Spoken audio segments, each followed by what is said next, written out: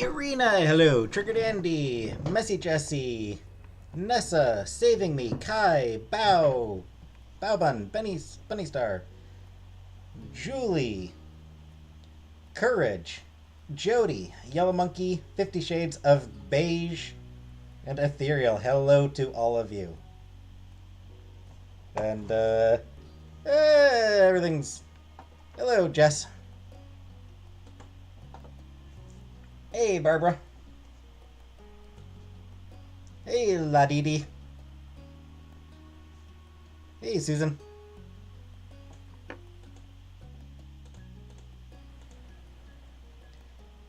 Hello, Missy Moo. Hello, Paneer. Oh, all right. Have a nice. I hope work is okay for you, Missy Moo. Aaron Carter. Who's Aaron Carter? I saw Aaron Carter trending. I don't know who he is. He died.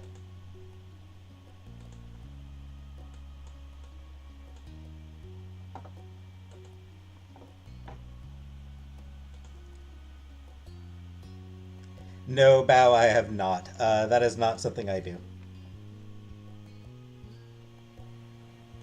Hey, Harlem. Oh, he was one of the new kids?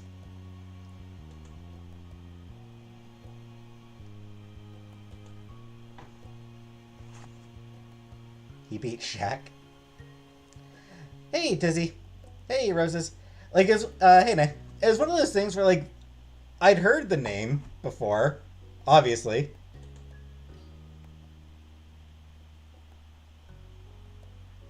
Lizzie McGuire. Okay.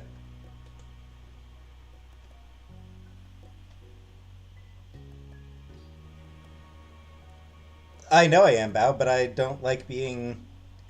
I'm not comfortable being naked. Okay. Alright, well, from what I gather, he did have a fair number of fans, so... Sucks for the people who loved him.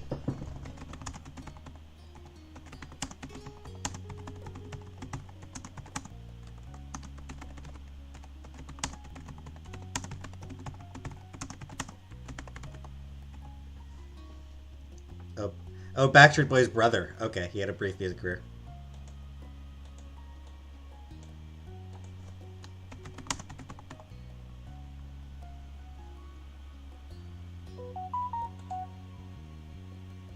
Wouldn't be surprised, Kai. He also beat Shaq.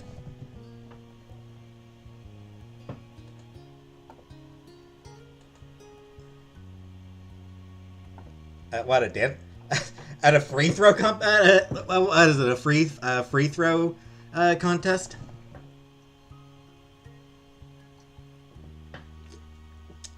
And he also beat Shaq. Yeah, I can imagine Nick Carter or Aaron. I can imagine Aaron Carter defeating Shaq at a free throw competition. He beat his dogs. Seriously?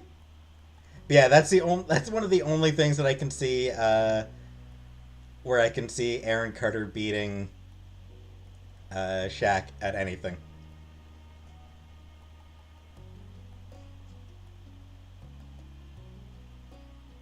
He had a song called "How I Beat Shaq." Ah. But seriously, he absolutely could have beat Shaq at a free throw. I'll be honest.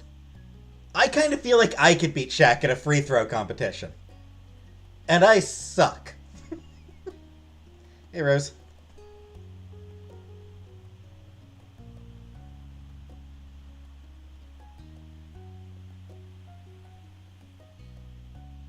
Hey, jerk. Hey, cheeseburgers. I wasn't a good guy. Nah. Am I holding up? Eh.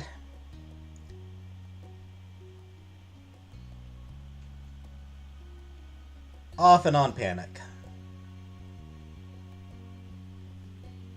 Hey, of warrior.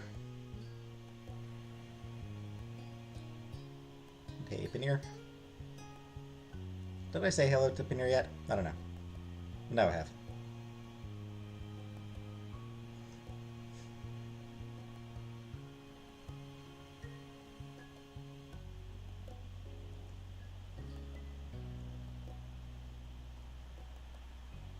Alright, so I've got way more people here than I normally have for when I'm.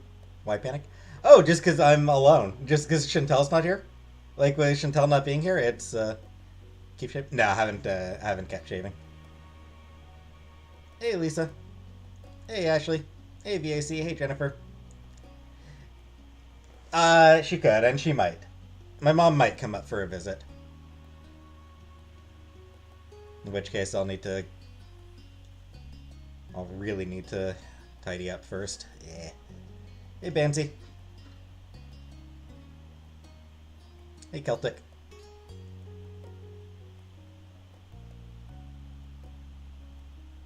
What am I doing tonight? I made myself burgers. They were edible.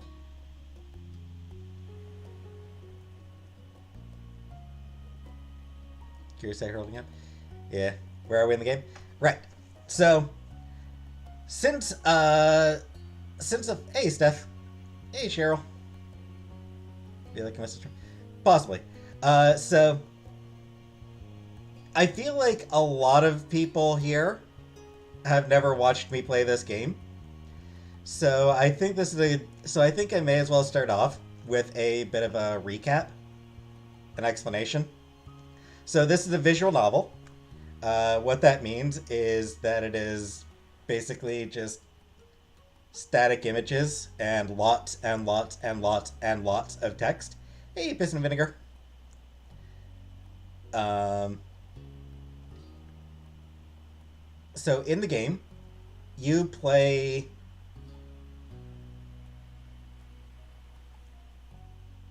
It's not sad, dude. It's nostalgic. It's going for like a chill, nostalgic vibe. Anyway, so you can create a character. Character I created is goes by the name of Jamie because that's the only voice, or that's the only name that's voiced. There's a pack you can download that has other voiced names, but uh, what that guy? Anyway, so my character is named Jamie, but you can name your character whatever you want. There's actually a bunch of names that are voiced. You can download packs with a bunch of different voice names. You pick your character's gender. You can be boy, girl, or non-binary. Uh, hey, Nancy. You can design a character's appearance, although your character never actually appears on screen. So anyway, my character I think is non-binary. I think I went with non-binary. Hey, Triggers. And Jamie, so how's job hunting going? Yeah, I still haven't heard back from the job I applied for. Yeah, we were just talking about that. We were just talking about that vinegar. Trigger, I mean, a balloon is just as good, Triggers. Balloon's as good as a heart. Better. A balloon is better than a heart. So, yeah. So, the game is called Our Life, Beginnings and Always. So, you start off, you are 9 years old, and you meet this kid by the name of Cove, and starts off, and yeah, you hanging out with Cove, becoming friends, doing stuff with him. And then it skips ahead 4 years, which is where I'm at now. So I'm at 13 years old currently. And yeah, you go through these moments. Some of them funny, some of them sad, some of them cute. And yeah, it's just you and Cove and other characters.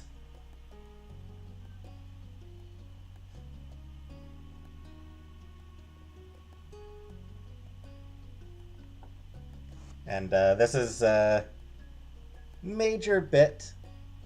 Oh, to forget. Yes, that's right. Yeah. When you first, before you meet Cove, you meet his father, who gives you $20 to be Cove's friend, which is a thing. Uh,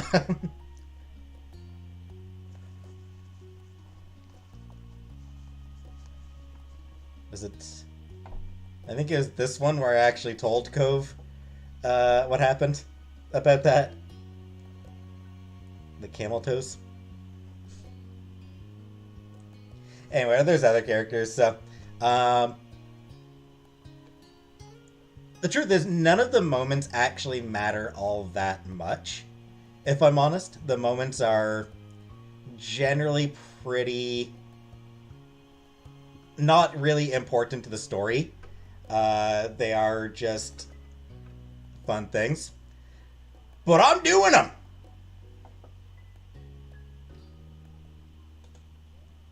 And you know what? The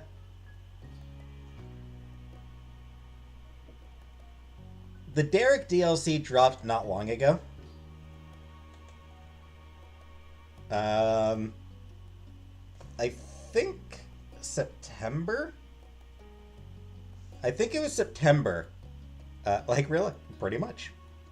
Companionship? Pretty kinda, yeah, Ted. It is definitely big, like, companionship is a big thing. Streaming device? I'm using Streamlabs.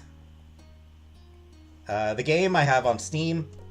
The way I'm streaming it is Streamlabs. So yeah, Derek's DLC dropped back in I think September. Hey Habibi. Hey Porch Drifter.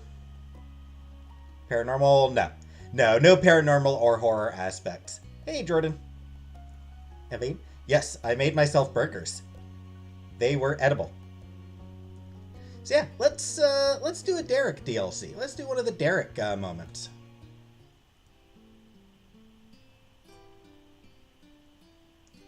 So yeah, there's a lot of me reading. So for those of you who haven't been here before, there's a lot of reading. It's pretty much it's basically all reading. Hey Golden Girl. I know some of you like when I read, so this is a treat for those who like to hear me read. Visage?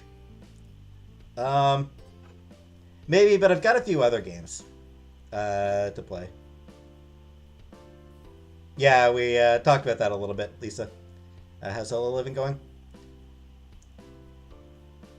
Weird, and sometimes terrifying. Any cats in here right now? No cats in here right now. Thanks, Seal. Hey, Yep. Hey, Ziggy.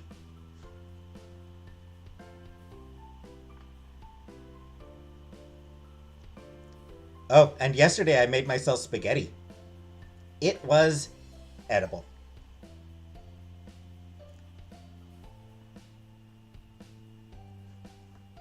Anyway, the pool of, when I rage and read? I haven't yet, Wabbit. The pool of Derek's condo complex was a perfect setting for a late morning outing. It was early enough that the day hadn't yet reached its hottest. The air still held the crispness of morning. Despite its pleasantness, only you and Derek were there. Thanks, Jordan. I don't know, Randy. I haven't paid attention. Chewie, yeah. I saw the New Kids on the Block Twitter account tweeted about Aaron Carter's death, so that's what threw me off.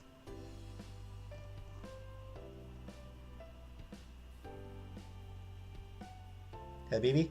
I mean, better. It's a change. It's a change from Takeout. Which, hey Judy. Which honestly is, pretty good. On its own. Getting a change from Takeout is definitely nice. Of course, given the location of the ocean, maybe everyone else who felt like waterside fun was at the beach. You usually were. The worn roughness of tiles felt odd on your bare feet as you walked further into the pool area. There was no sand to squish between your toes, or sharp shells to avoid. Not yet, Jordan. They haven't slept with me yet. Which makes me sad. You surveyed the area while Derek finished putting his stuff away in a chair. The chlorine was sharp in your senses, and the entire space was so orderly.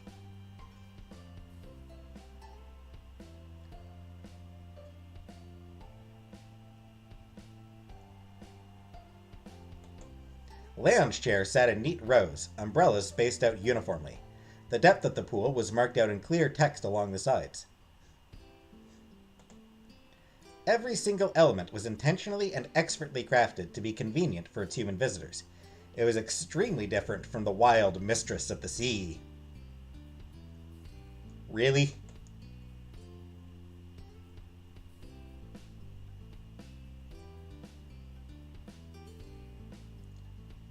Suppose Sandy Beach more. Grew up on the beach, so...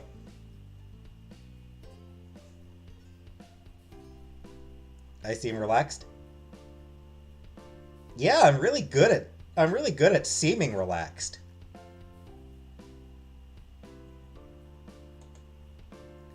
This pool was too tame, like it was some kind of big bathtub, and the chemical smell was off-putting. Panir, the door is partly open. The door's not completely shut. The cats are able to get in and out without issue.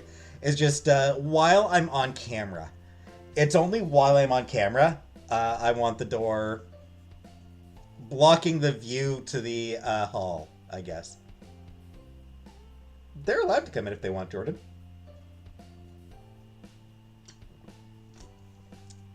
Anyway, yeah, I grew up with an indoor... I grew up with an in-ground pool myself at the house I grew up in. The chemical smell can be a bit much. Hey, Strawberry. Waves, sharks, jellyfish. Hi, 9-foot ninja cat. Beaches had so much more than just water. Where were the hidden treasures? The wide open space and vast horizon. Jordan, not really yet. Haven't really done any cleaning yet.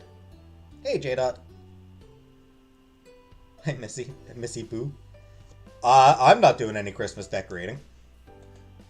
Pools made sense when the ocean was a million miles away, but you didn't really have a use for it with the beach basically being in your backyard.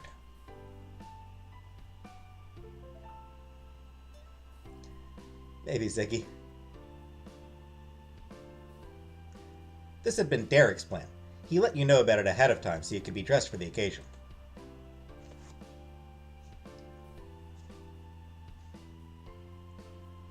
Two-piece swimsuit. And...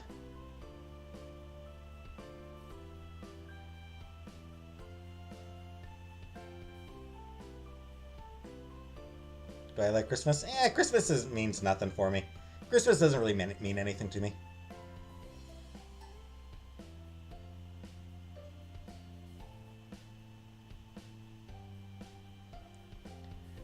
We'll see, Jordan, we'll see.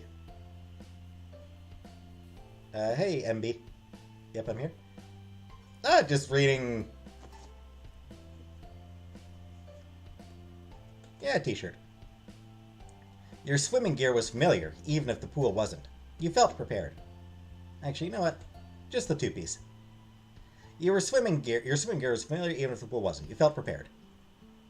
Derek banded up to you in his own swim trunks, flagrantly ignoring the no running signs in his enthusiasm. Julia, not sure what I'll be doing for Christmas. I imagine I'll go visit my mom around Christmas.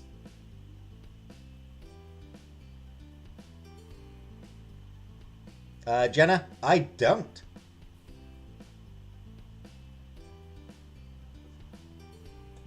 Okay. Watch! I'm gonna do a cannonball! As soon as he knew he had your attention, he took off to the deep end of the pool. He built up speed and then leapt into the water. His curled up body created a huge splash on impact.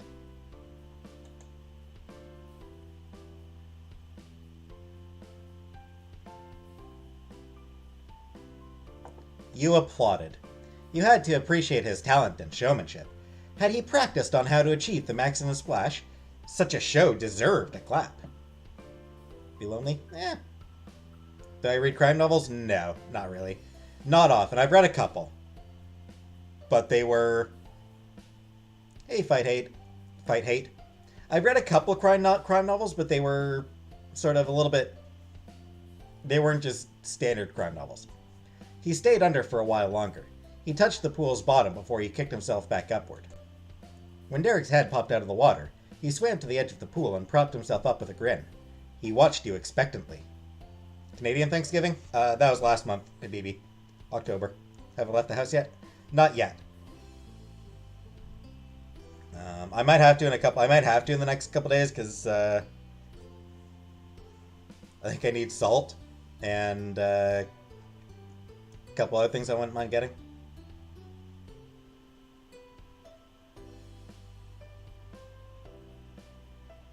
I don't know, Samoan?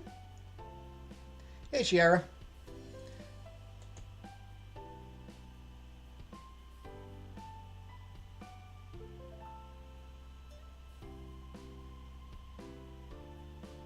Sure, you jumped in the pool. Like Derek, you gave yourself a bit of a running start.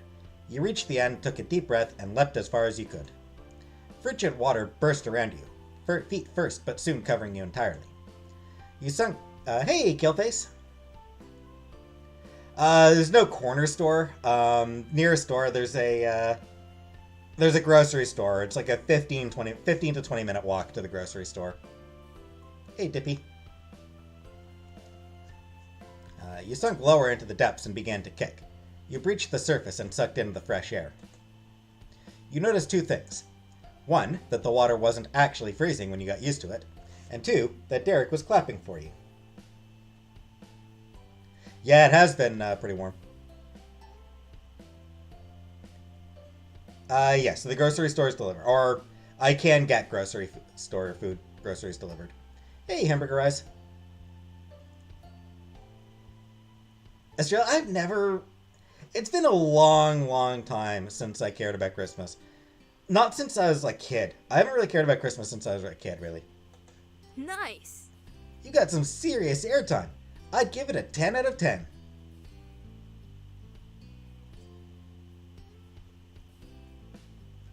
Fantasy is the main thing I read, Ninja Cat.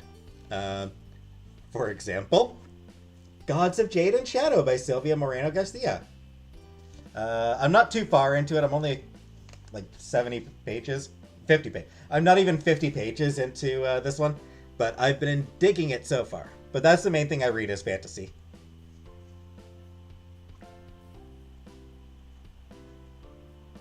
Yeah, maybe Judy. Jordan? Nothing much. Are your takeaways open on Christmas Day? You mean like for delivering food?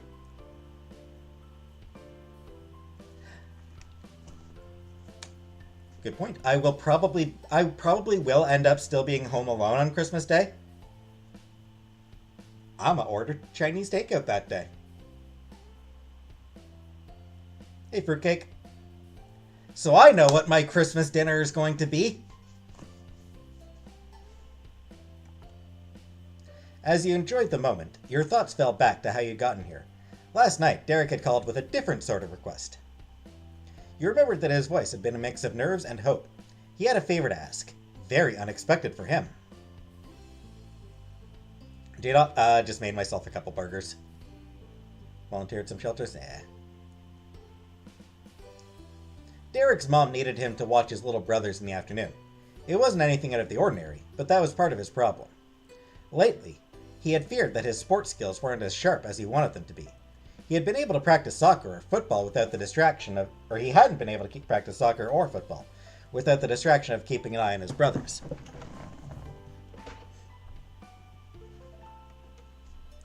His idea to fix this had been to ask for your help watching the kids.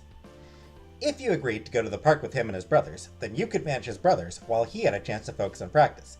That's how he explained it.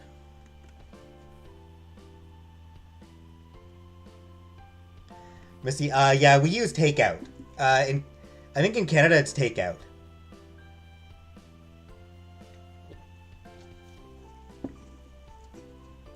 And I think... Hey, Irene. Not sure, J-Dot. Well, I'd assume.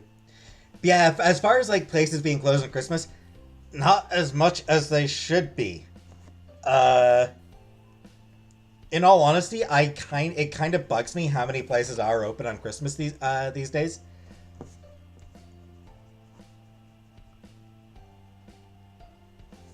Like, I really don't approve of how many places do stay open on Christmas now. Time was everywhere would be closed on Christmas, but nowadays a lot of places stay open. And I feel like that's shitty. That said, Chinese places have always been open on Christmas. That's a tradition. You know?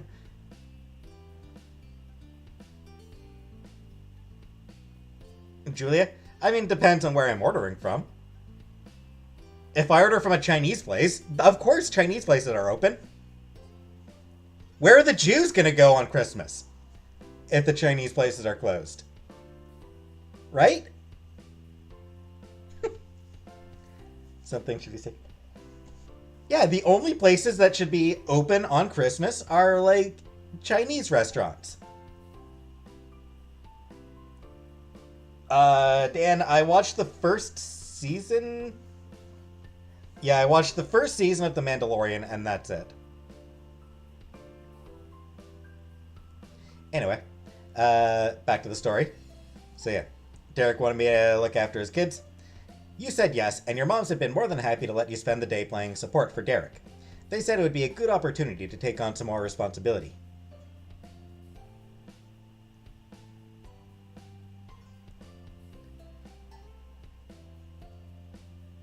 Hey, Catboys. More than might now, Samsara. Traditionally, like, I know that traditionally, I mean, it's sort of a stereotype, but it's been around for a long time. The joke about Jews going out to eat at Chinese restaurants on Christmas. To sweeten the deal, Derek suggested that you come by early so that you both could hit the pool. Nicholas would be sleeping in, and Jorge could spend some one-on-one time with Mrs. Suarez.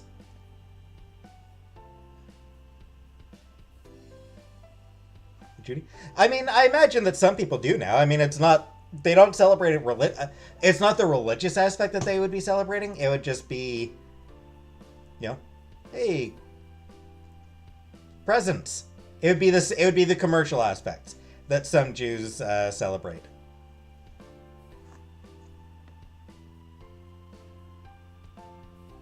No repeat over... Yeah. Ugh.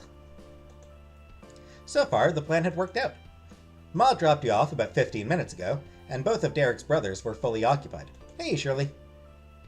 Mrs. Suarez and Jorge were back in the condo, putting together an 800-piece puzzle on the kitchen counter, while Nicholas snoozed on the couch. Oof. Puzzles. Eeh. I wonder if I should get a puzzle and do it on camera. Is that the kind of thing that'd be interesting to watch? Is somebody putting together a puzzle? Probably not. Ooh, puppy, nice. Celebrate family, not Jesus' birthday or gifts. Yep.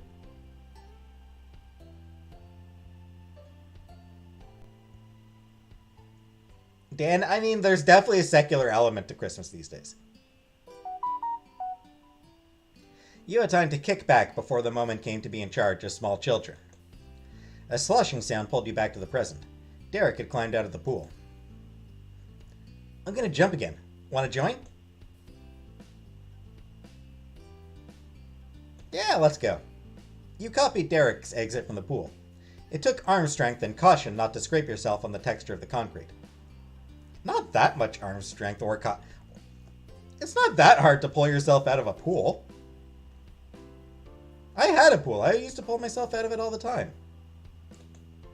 Once on solid ground, you reversed away from the edge to give yourself enough space for a good jump.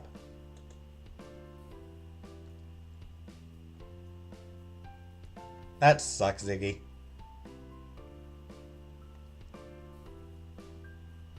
That's why unions are needed. Hey, Calbella. Poised to go, you and Derek made eye contact. He leaned forward, balancing on the balls of his feet. No worries. I've already done one. It's your turn.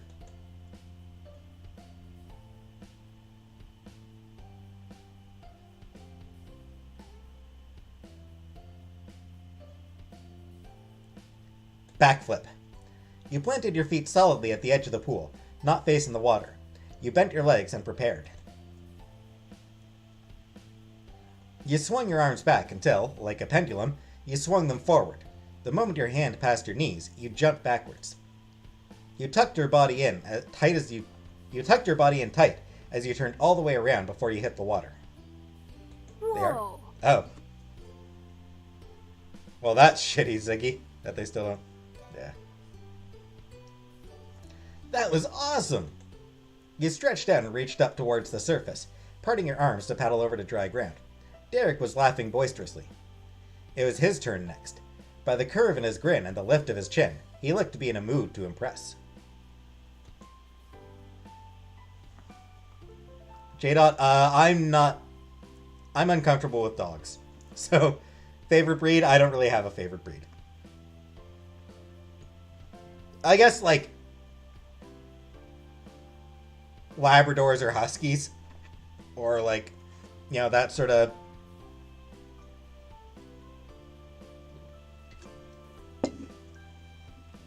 are the nice-looking ones. Thanks, Jackie. Mutt is your favorite? Mutts are good. Yeah. Hey, Aunt Janet. Yeah. Mutts are good because, you know, inbreeding among dogs is bad. Quit 3 weeks ago. Can understand that, Ziggy. His eyebrows drew together in a deep furrow as he considered his launch. Derek took a few bounding steps to the edge, jumped up, and tucked his body in. Unlike his previous cannonball, the energy went into a spin, and he flipped, making a full rotation before he crashed through the surface.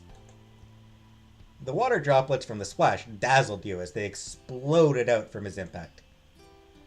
He swam under the water and only came back to the surface after he reached the wall of the pool. He snaked his hands up to the top of the tiles and pushed himself up so that his hips were even with the edge. He twisted and practically rolled out of the pool from there. You're up! Okay.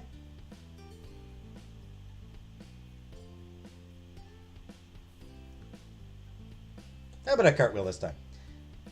You position yourself carefully before springing into action. You ran, and then launched off one foot while starting to raise your arms. Dachshunds, Pomeranians, Chihuahuas. No idea, dude. No, it is not Missy Boo. It's not like Professor Layton. I mean, sort of similar in that there's a lot of dialogue, but like a lot of reading. But nah, Professor Layton is a mystery and an investigative theme, and this is just... The momentum carried you into your body as you placed one hand sideways, and then the other struck the very edge of the pool. For a split second, you were balanced on your hands as your feet tumbled through the air. However, instead of finding solid ground, you landed in the water with a great big splash. Whoa. You kept switching back and forth, trading off between silly jumps and then more impressive tricks. Hey, Annie. How many hours Steve has me playing this game? 16.4 hours. 16 and a half hours. And no, I haven't heard from the job yet, Kira.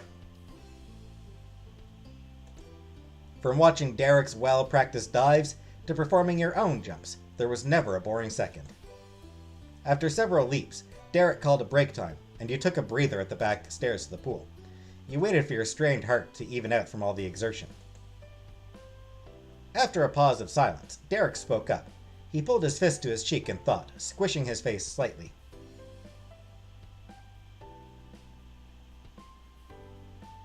9 foot. I mean, I would say pretty much any age, 9 foot. Like, I don't think there's really a specific age that they have in mind for this game.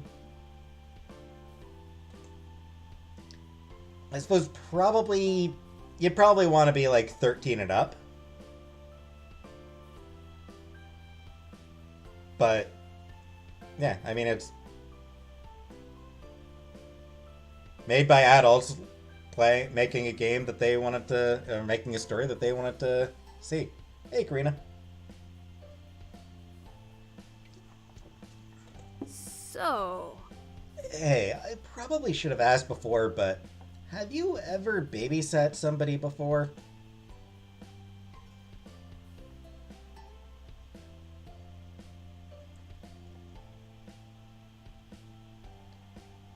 No? Is that bad? As the youngest at your house, you were more used to others watching you. You hadn't had the opportunity to be responsible for little kids. Did most other people have babysitting experience by your age? Did he think you were inadequate? He chuckled at your apparent worry. Favorite soda? Crush. Probably Crush cream soda.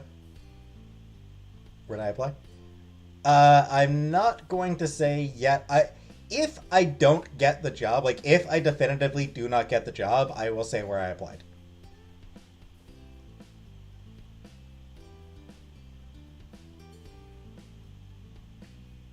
Liquor license, she'll lick you to death. It's not bad. It's not like I'm leaving you totally alone with them. I'll be right there if anything goes down. Thanks.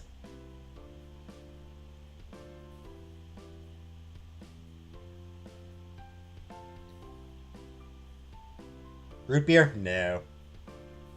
You felt nervous about being in charge. Your stomach flip-flopped as your expression became strained. After that interlude, you both continued to enjoy yourselves and your freedom until a little beeping alarm went off. That's time! He made his way to the lounge chair with his stuff and dug out a small portable clock. It buzzed until he found the stop button.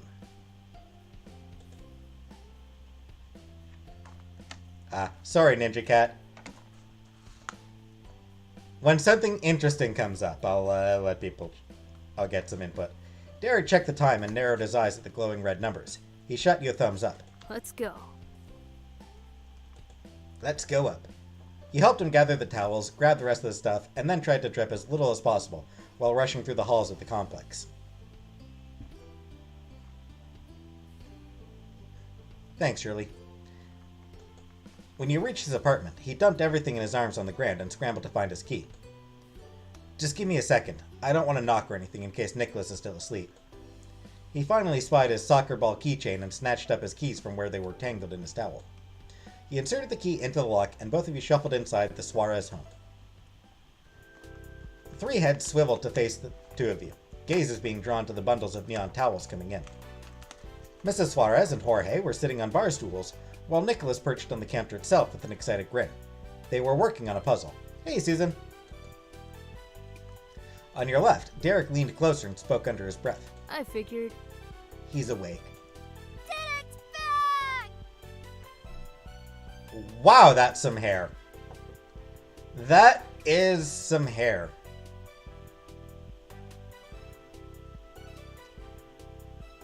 Yeah, I'll take your word on that, Kira. Quick as a blink, Nicholas scrambled on his hands and feet and zipped across the black marble at the counter. Tiny cardboard puzzle pieces scattered. Ah! Nicholas, the puzzle! Hey, Sandra. Despite Jorge's frustration, the little whirlwind didn't seem to hear. He was on a mission to reach his bigger brother, not even stopping when he hit the end of the counter.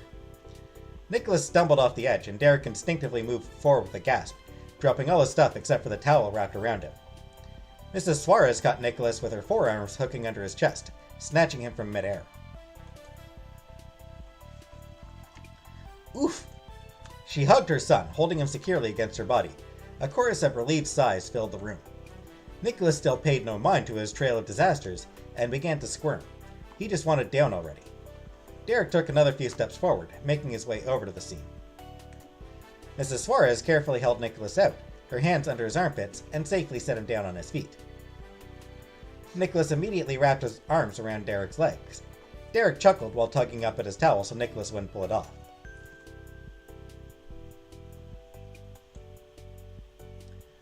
Hold on, Nico, you're gonna get wet. Nicholas giggled mischievously and snuggled closer.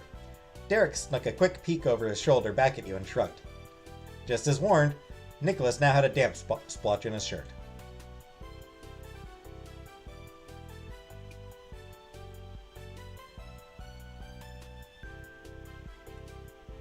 You asked Jorge if his puzzle was alright. The counter was littered with pieces.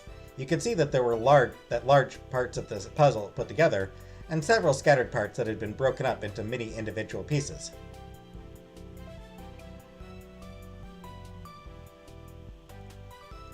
Not often, Missy. I don't use it often. Some had even been knocked to the floor, and you picked a few up to hand to Jorge. How's the puzzle? Jorge stared at the pieces pinched between your fingers distantly before accepting them. He sighed over the mess. Yeah, it's alright. Jorge nodded at you, appreciating that you had asked. He still seemed unhappy, but no major harm done. Well. She thick.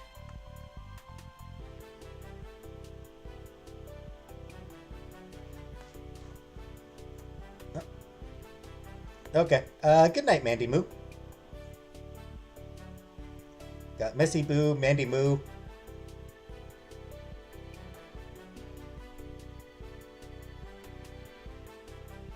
Anyway. Thick. I like Mrs. Suarez. She thick. Mrs. Suarez's tone was warm with a certain amount of humor to it. She rubbed her hands together and stood up. Derek and Jamie are in charge now.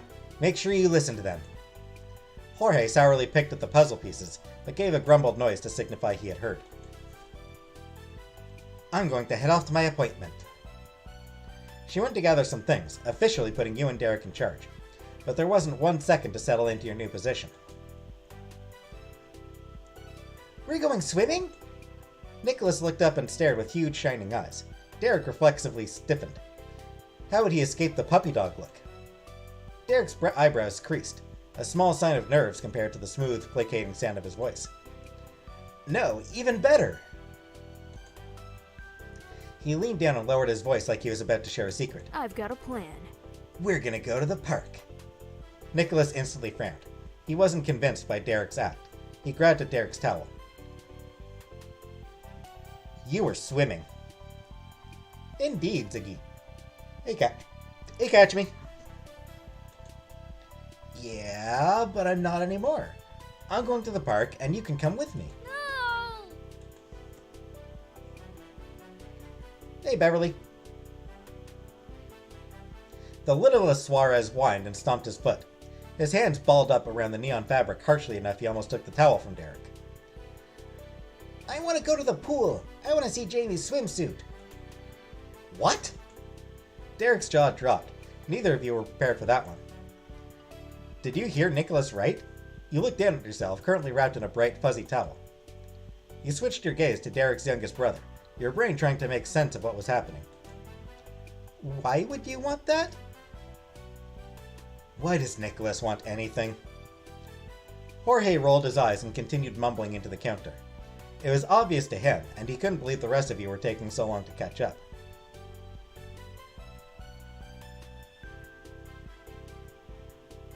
Hey, Brooklyn. I am live.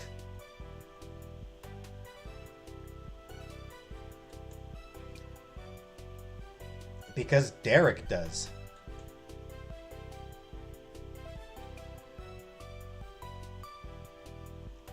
You couldn't help feeling amused. Derek narrowed his eyes and whispered harshly. Seriously? Nicholas, Jorge, you're gonna put me into an early grave. Hey, infiltrators. Hi, Brooklyn. What's this game? Our Life Beginnings and Always. It's a visual novel. That girl Jackie? Not particularly. Exciting? It's not really an exciting game. He took a deep breath as he stared at the ceiling. It took him a moment to face you. His voice was firm for someone at his level of embarrassment. I must have said something about hoping you'd remember to bring your swimsuit. I was excited for us to be able to swim, so I did want you to have one. Nicholas does not actually want to see you in a swimsuit. He doesn't even know why he'd want that. He's just saying stuff. You snorted and had to cover your mouth to stop yourself from laughing. Derek shook his head, still blushing, but he relaxed at your obvious amusement. Little kids were so funny.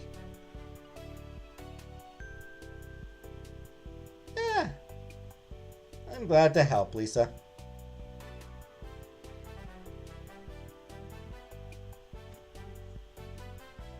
Well, why are they portly? Why wouldn't they be?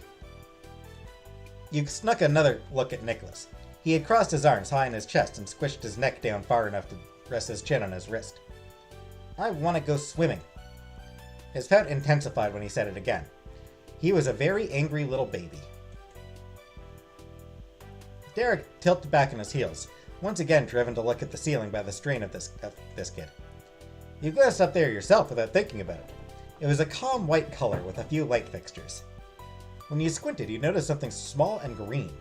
It appeared to be one of those sticky hands for kids. Was this another present from the youngest Suarez? You tuned back into Derek. He appeared to have made a decision. Alright, I promise you can go swimming too, but only after the park.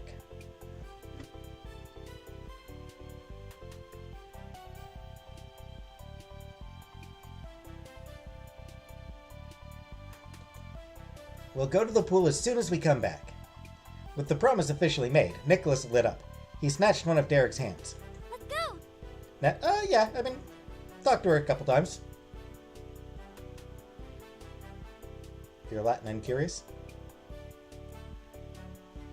Let's go! We gotta get to the park so I can swim! While Nicholas celebrated, Derek closed his eyes and some of the worried creases on his face smoothed out. Derek, there's lunch packed in the fridge. Dad will be back before dinner. I gotcha. Gotcha. Thanks, Mom. Have a good one.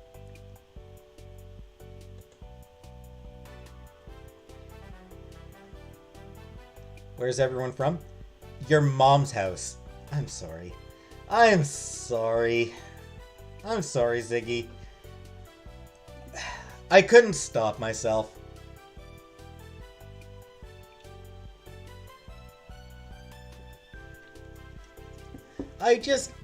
I like that joke.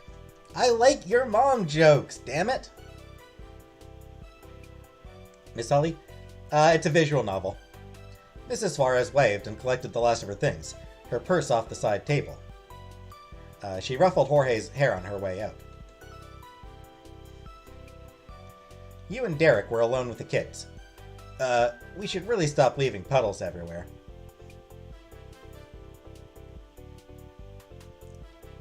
See, that's how I know you're lying, infiltrators. My mom's from Scotland, not England. Different countries.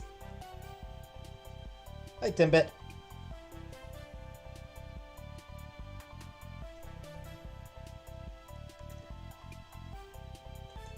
He gestured at the drops of water pooling at his feet. Good idea. You and Derek took turns changing.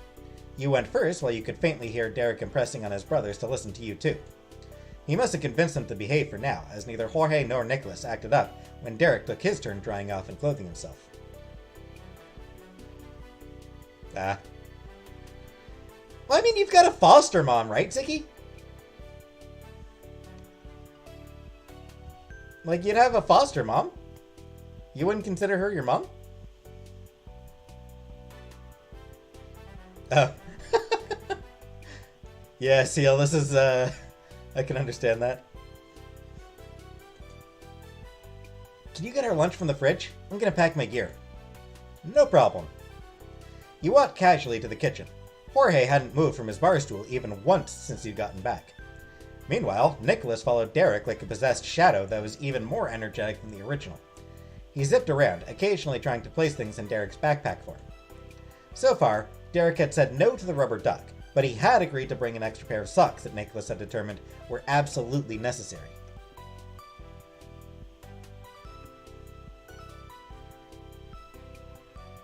Sorry, Brooklyn, I'm just trying to get into the story. I suppose that's true, Brooklyn. Okay. Okay, got everything. Derek returned with a backpack in one hand and Nicholas a small hand in the other. We're going, Jorge. Ready, Jamie? 13 different houses? Oof. I'm pretty sure. Sure. He pushed away from the counter and finally hopped off his chair with the enthusiasm of a plank of wood. Same. We're going!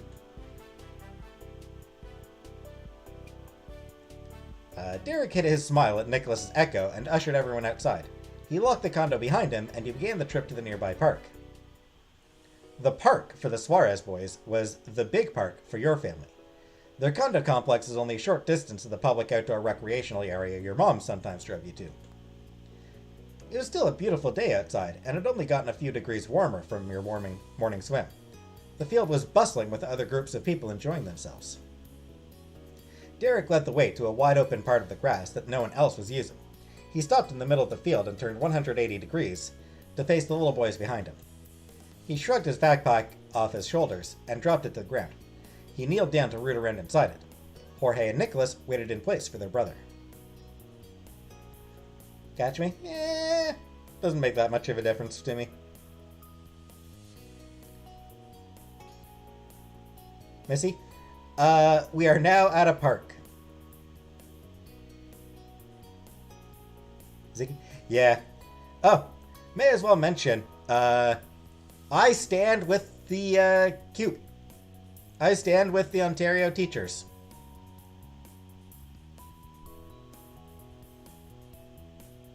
Absolutely 100% I stand with the Ontario teachers who are on strike.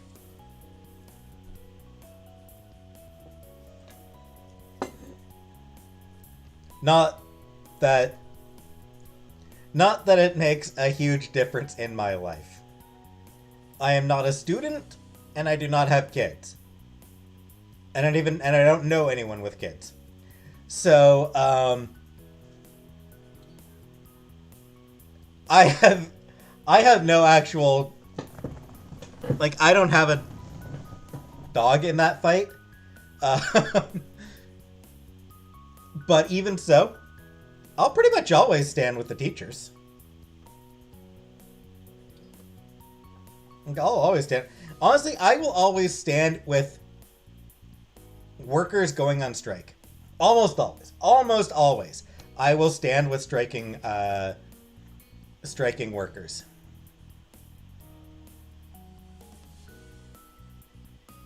Anyway. Derek gathered a couple of things in his arms before pushing off the ground with his knee to get up again. He held a football in his left hand and a soccer ball in his right. Exactly, Ziggy. Alright, Nicholas, Jorge, I've got to practice, but you can too. Which one do you want? Okay. Football! Real ball! You raised an eyebrow at their shouts. Derek leaned over to you and whispered with a laugh. He means a soccer ball. It's real because it's actually ball-shaped. Is that a problem? They want both. Derek simply grinned. I thought so. He tossed Jorge the football first. Jorge caught it from the air with one hand, and began to bounce up and down on his fingers, feeling the weight of it. Derek popped the soccer ball gently over to Nicholas, who watched his brother intently. Nicholas had to catch it with both hands. He wrapped his arms around the ball and hugged it to his chest. Exactly, Ziggy.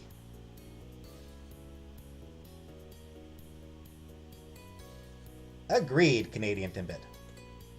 And with his brothers taken care of, Derek crouched again to reveal a third ball. He had brought a second soccer ball. Derek had been prepared. He then sprung back to his feet, another problem diverted.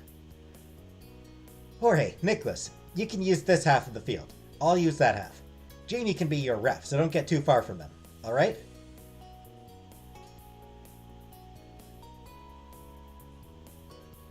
Never played any of the Ace Attorney games, Infiltrator. Missy Boo? I mean, yeah, sure. Paid nurse. I'm fine with pay increases for nurses. Okay. Jorge tossed his football in the air, preoccupied. It spun in an arc downward. All right. I'm gonna practice. Nicholas embraced his soccer ball tighter, pressing his cheek into it. He wondered just how he'd practice with it when the equipment was about as big as his head. The child looked completely content with the world, but Derek's eyes narrowed. Once again, he shared some Nicholas info into your ear. Watch him. It's not over. He copies what I say, but it's not what he means. You snuck a peek at Nicholas.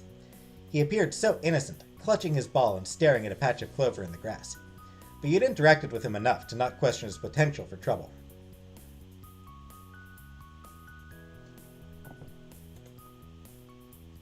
you'd make sure to keep an eye on the kid. Agreed, Ziggy. I will. Thank you. Thanks, Jamie. You're a lifesaver. Derek held his soccer ball in both hands and cheered. Bye, bros. Bye. Bye. Bye, bro.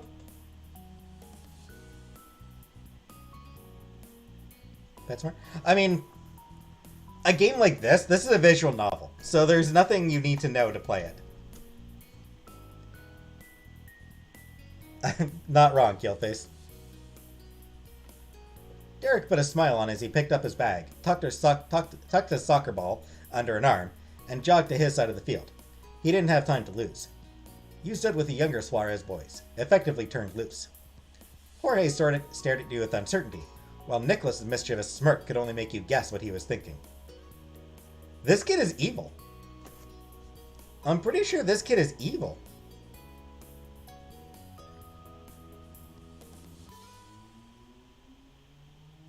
Like, come on, that is an evil expression. You weren't going to make Mr. and Mrs. Suarez regret letting you come, and you especially weren't going to disappoint Derek. You were going to watch those boys. Time to be in charge.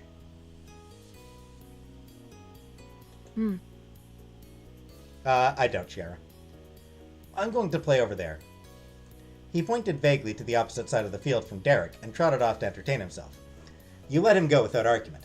Jorge wasn't the problem child. When you saw him settle in, throwing around his football and chasing it, you smiled. You would only need to manage Nicholas. You aimed your grin towards him, but instead of being in the clover patch, he was missing.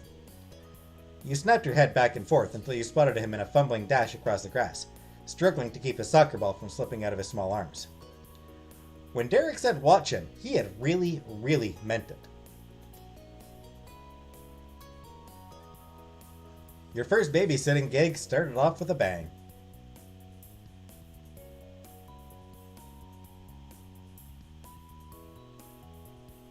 Hey, Fence. You ran over and picked him up.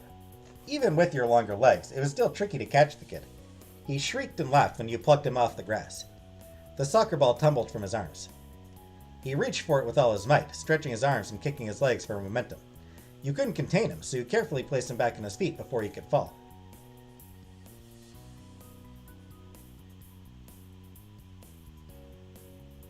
Oh, hey, Nicholas, you're hanging out with me just like Derek does. Ooh, smart. Nicholas paused, finally interested. He raised one of his bushy eyebrows. You'd said the magic words, like Derek. You spent a lot of time coming to see me, remember? Now it's your turn to be the person I have fun with. Pretty cool.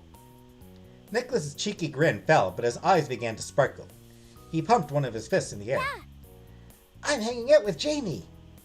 With him cheering, you sighed in relief. You made a mental note. If you needed Nicholas' attention, just mention Derek. Let's go back to the Clover Patch. That's a nice place for hanging out. You led him closer to Jorge. Even if the middle Suarez could manage himself, he shouldn't be entirely on his own. The only times your gaze strayed from the little Suarez was when you blinked or sent the occasional glance Jorge's way. Jorge continued to enjoy his time at the park without any need for assistance, so you spent most of your energy on the Mischief Maker. Lisa W? I don't know, it's just... I wouldn't say kids game, Fence, but, you know, appropriate for, like, teens and up.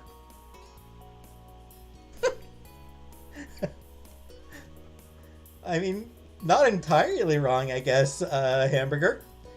Anyway, what's the appeal of this? I don't know, it's just fun. I don't know, it's just a cool story. It's fun, it's interesting reading a story. And after smoothing out the initial bump of the afternoon, things evened out. At least, things were fun until the trial known as lunch arrived. Hey, Autumn. It started with the reappearance of Derek. His presence sent Nicholas into hyperdrive. He bounced on the tips of his toes and waved both his hands frantically. Derek's back! He tackled his older brother and latched around Derek's left leg. Jorge, like half of the entire park, noticed the shout. He jogged over to see if any important updates were happening without him. Derek winked. Hey, bros. What's up? Hi, Jamie. I hope you're doing all right.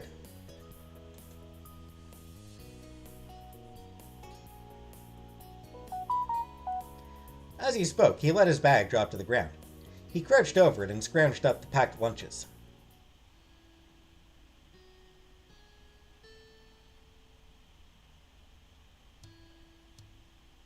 It's all good. You gave a thumbs up and Derek grinned, very impressed. Yeah, it looks that way. Great job. Nicholas didn't attack me from behind even once.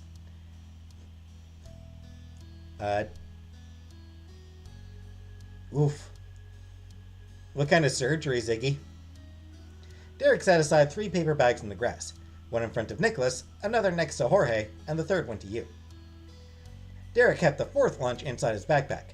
He only pulled a water bottle out from it and closed the bag back up. Okay. Okay, Nicholas, you gotta eat now with Jamie and Jorge. Nicholas clenched Derek's jeans more desperately as he whined.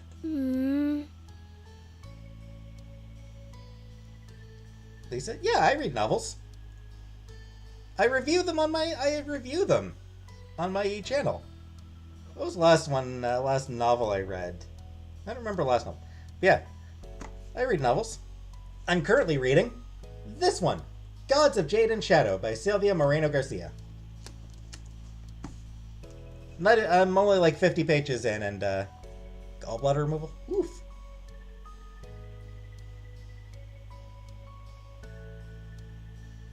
Sugar gliders? Yeah, they're cute. They look cute. Doki Doki. Never played that one, Infiltrators. But give me a second. I want to... How to Date a Magical Girl. So yeah, Infiltrators. I know the whole like tonal shift with that one. So I know that like it's... Oh hey, Cornwall. Interesting. That's where I'm originally from, Ziggy. Yeah, so I know that like it starts off, it seems okay, and then it gets like really creepy. There's a game called How to Date a Magical Girl. And that's a similar one. It starts off, yeah, kind of silly, kind of cute, and then gets really goddamn creepy.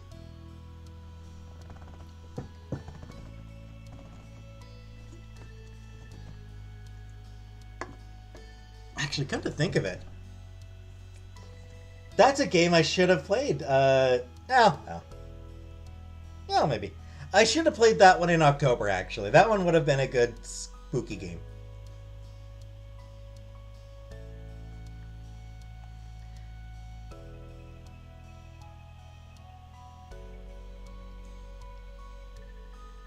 So yeah, I think it's kind of similar in concept, in general concept, to Doki Doki.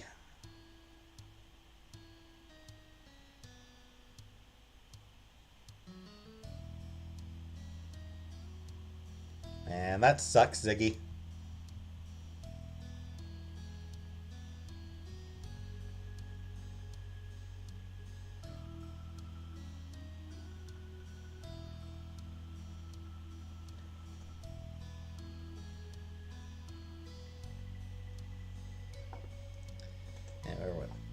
You're not gonna eat with me? Derek scratched the back of his head and gave a longing glance back to where he'd been practicing. Do you mind, Jamie? I was hoping I'd have more time to practice. He bit his lip, hope clear on his face. He had confidence that you could handle lunch alone.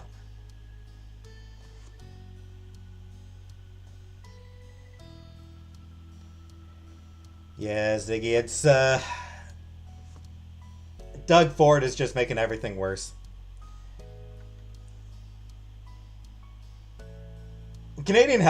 Ontario healthcare has been in a bad place for a while.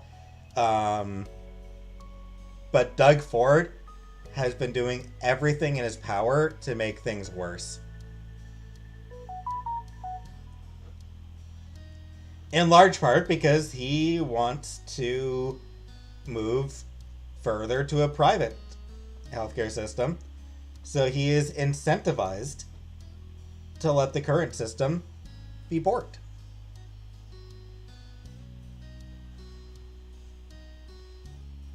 You gave him an okay sign. Thanks, I owe you one. Nicholas's whimpering never stopped being high-pitched background noise. Derek ruffled his hair. Hey, check this out. He picked up Nicholas' soccer ball and placed it on the top of his own head. Nicholas' jaw dropped theatrically as Derek fully stood up while keeping it balanced. Oh, no one, Killface. It's, game. It's a mobile game sending me an alert.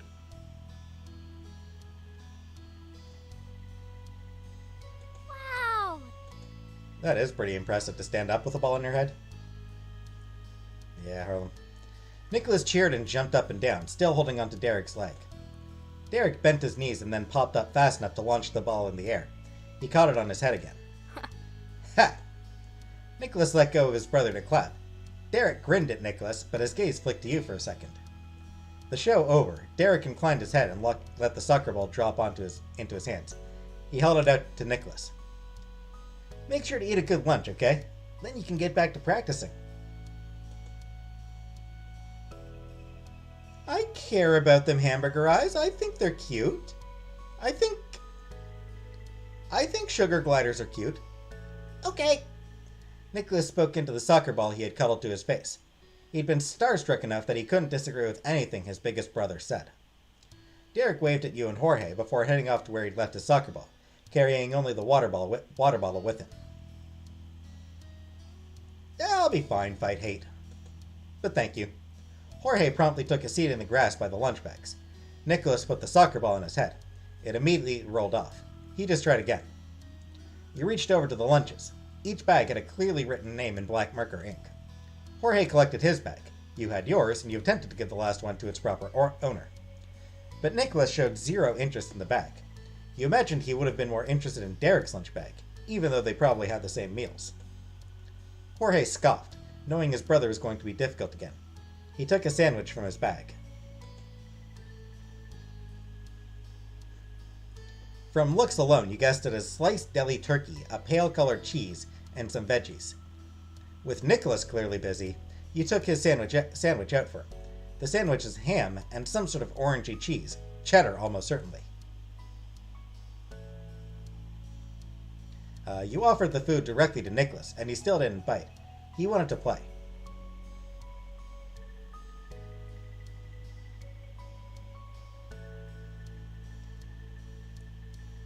If you eat, I'll hold the ball on your head for you. Deal? Nicholas chewed on the inside of his cheek while he carefully contemplated your suggestion. Then the focused look melted into a bright smile. All right.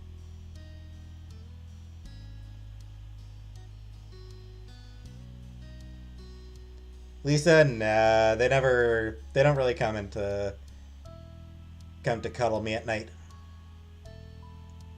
Yes, I have, Nancy. I have spoken to her.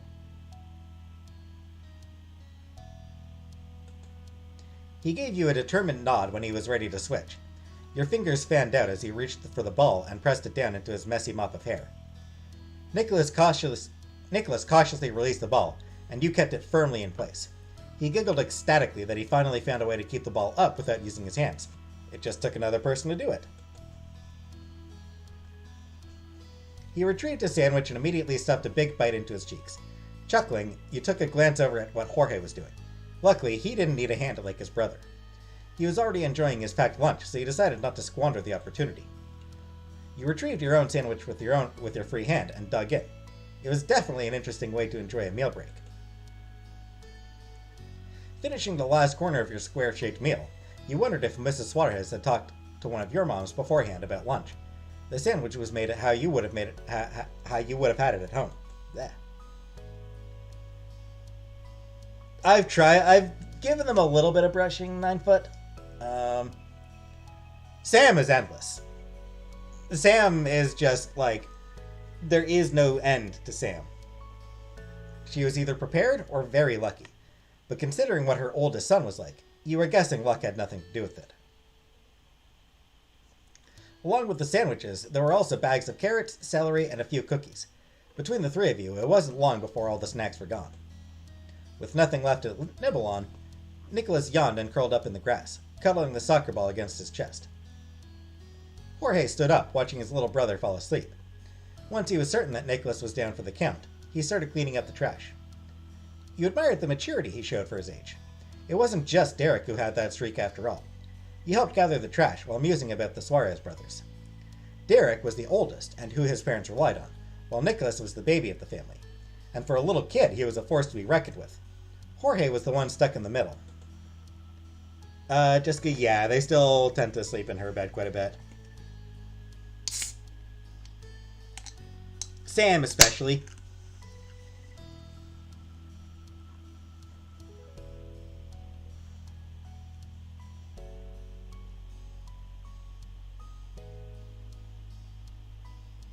Hey, I saw your football throws earlier. They were really good.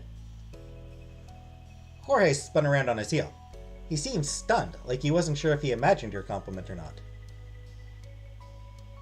In a couple years, you could totally get on a junior football team.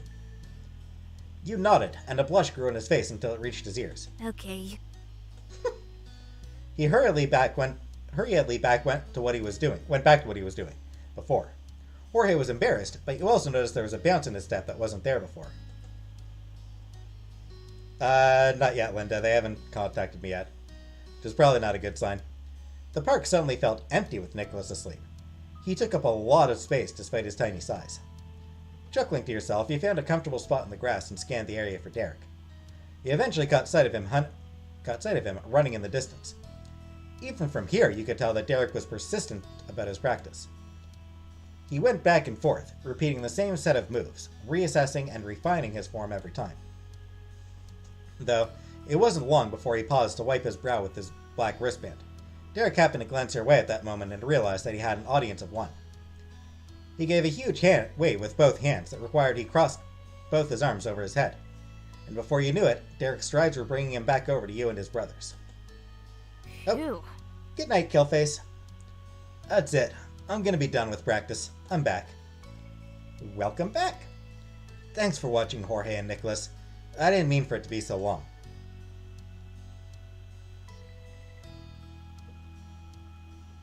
I think I feel like an old, tired parent now. You wrinkled your nose, pretending to be disgusted. Derek put his hands on his hips, and his mouth quirked into a lopsided grin. Tara, I don't buy into it, Kira. Makes you appreciate your moms, huh? Yeah, it does. Next, he shifted his attention over to his brothers. Jorge gave a little wave. He'd been waiting patiently for his big brother to wrap up his conversation with you. We're going back. Jorge simply got up, not needing any more guidance, while Derek kneeled in the grass to nudge Nicholas out of dreamland. A single eye cracked open at first, and then they both popped wide open when he realized who was with him.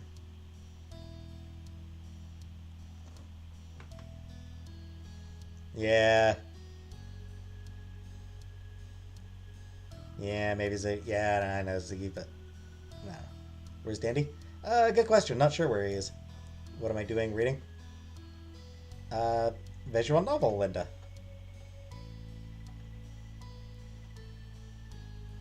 I probably should get help with my resume, honestly, Hamburger.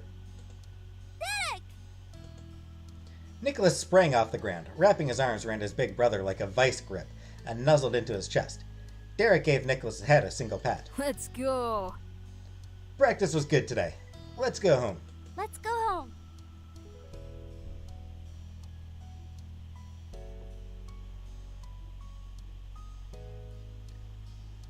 Honestly, Infiltrators, I'm surprised that they didn't call yet. I did expect it to.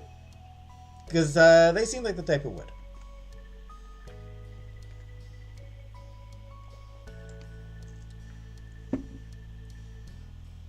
Nicholas's hushed voice, echoing his brother's, put a warm smile on your face. I mean, Linda, it's not a hugely common thing. Visual novels aren't really all that well known.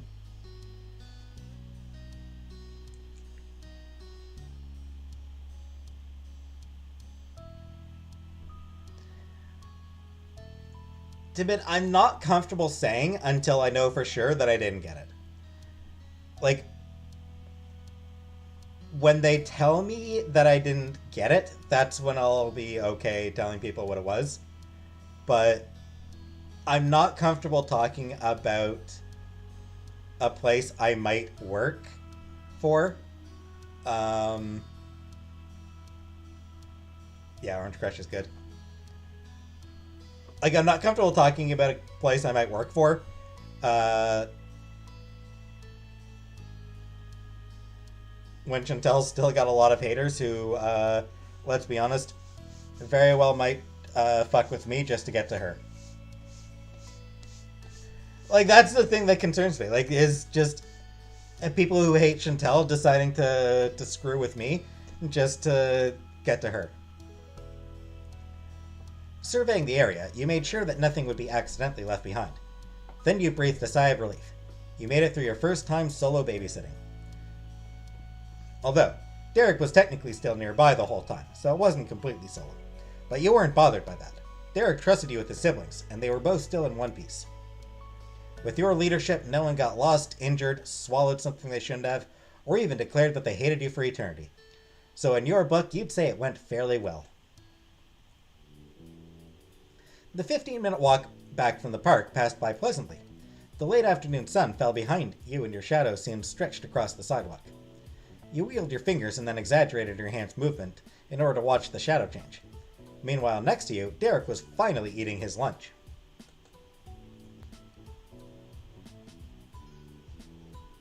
Although he had to eat a sandwich with the hand Nicholas wasn't clasping tightly onto. Jorge entertained himself with the football he still carried. He periodically tossed it up into the air and caught it again. You could easily imagine how often the three of them had made this trip before, with only the three of them. But you didn't feel out of place strolling alongside the group. It felt natural. Beaming, you found your gaze settling on Derek again. You knew without a doubt that the way you felt was because of him. He was so good at making you feel welcome. In time, you made it back safely, and Derek dropped his bag on the floor with a quiet sigh of relief. Any hope he had to take things easy for a second immediately evaporated. We're going to the pool as soon as we come back. Dang. Kid remembered. Nicholas's joy was palpable, parroting back Derek's promise from earlier in the day. As the words dawned on him, Derek closed his eyes and breathed deeply. Yup, we are. Get ready. Thanks, Hamburger.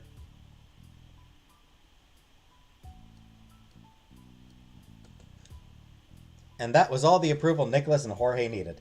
They both dashed off to their shared bedroom to get changed. Derek sluggishly opened his eyes, but his tiredness softened when he looked at you. It's okay. Practice is done. If you want to stay up here until your moms can come get you, that's cool. Derek gave a partial shrug, and then ran a hand through his hair shyly. We don't have to go swimming again.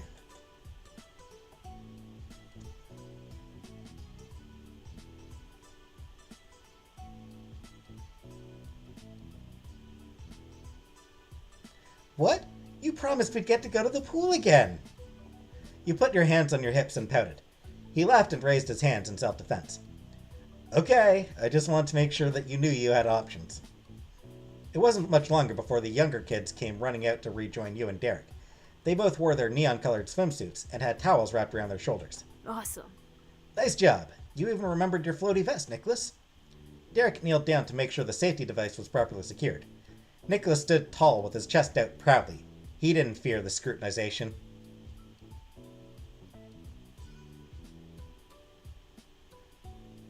"3 weeks, Yosi?" Yeah, I quit mine over a year ago. Yes, Sweet Sipper, it is on stream. That is how I am playing it.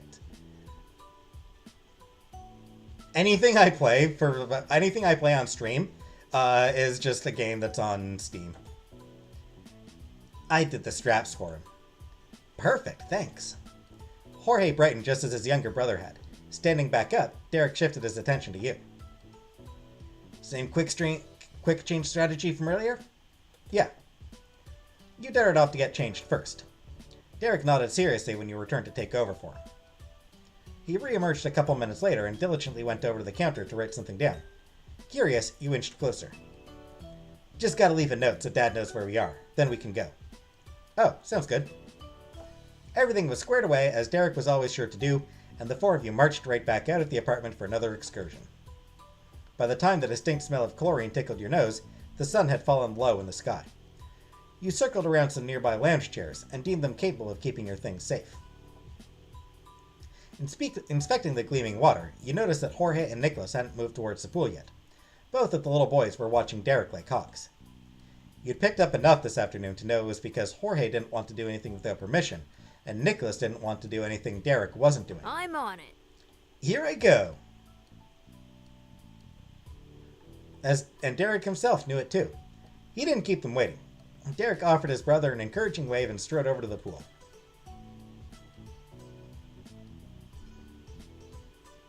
You ran to beat him in. Breezing past Derek, you caught bits of a gasp and roaring laughter.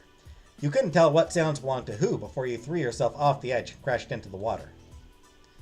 Seconds later, you felt the impact of another person piercing the water beside you. Derek. He stayed under while you went up for air. The other Suarez sons soon followed. Jorge jumped in without any hesitation, but Nicholas sped right to the edge only to come to an abrupt stop.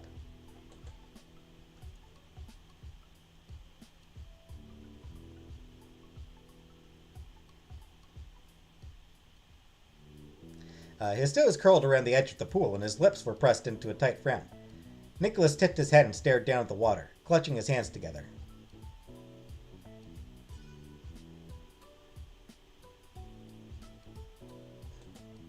He was scared to jump.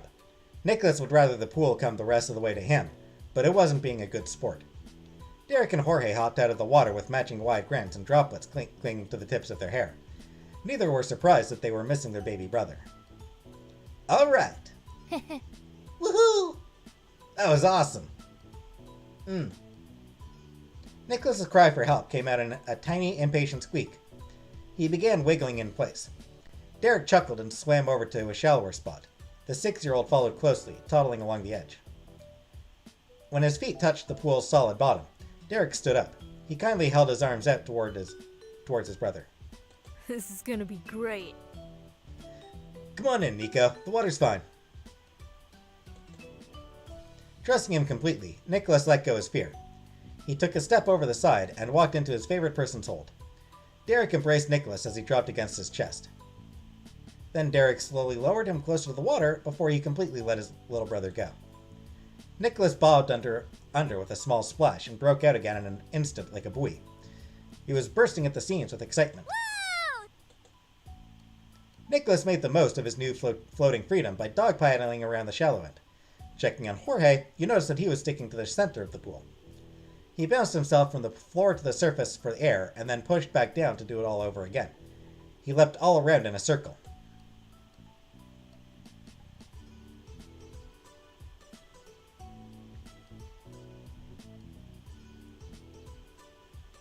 Derek rested an arm across the pool's edge and took a moment to watch his brothers too. You swam over to Derek and settled against the wall with him. You closed your eyes and sighed. The water's temperature was pleasantly warm against the cooling evening air. Derek kept his main focus on his family, though he spared a moment to tilt his head in your direction. A few beads of water trailed from his hairline down the side of his jaw. Babysitting went as well as you thought, huh? Yeah, I think it went pretty well. Honestly... My brothers are fun. Some of the time. He chuckled at his own joke and ran a damp hand down his face to try to get at least some of the water off. The final rays of sunlight cast a warm glow on his skin, and the pool sparkled as he finally turned his attention directly towards you. Derek's mouth turned into his usual wonderful smile. I don't know what I'd do without them.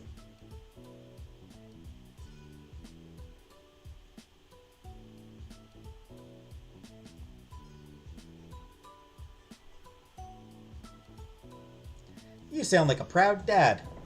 He smirked at your teasing, but it quickly lost its force as his cheeks grew pink. Derek hid his face in his hands. I don't even want to think about being a real parent right now. Being the oldest kid is enough for me. Shaking his head, he kept his brothers in his sight. The affection returned to his expression. I am proud of them, though. Jorge and Nicholas remained engrossed with their own watery adventures, while you and Derek kept track of them. You were in mid-conversation when the sound of footsteps echoed off the walls surrounding the pool. Derek shot an arm out of the water and waved at the newcomer. Dad! Good evening. Well, damn! Mr. Suarez pretty thick, too.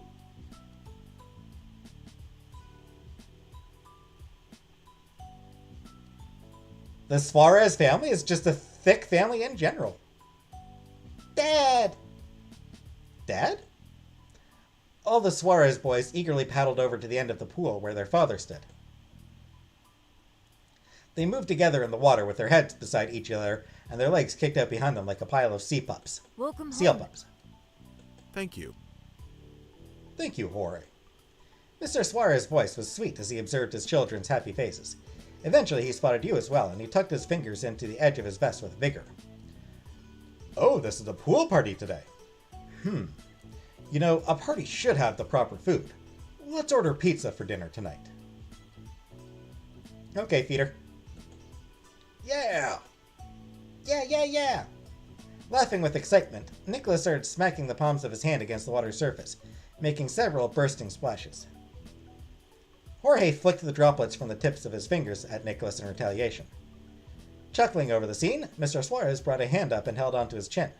He scratched at his beard with his thumb. Half cheese, half pepperoni for the first, correct? Yes! Pepperoni! Nicholas threw both his arms in the air as he cheered. Mr. Suarez nodded, pleased his littlest ones still had predictable tastes. Wonderful.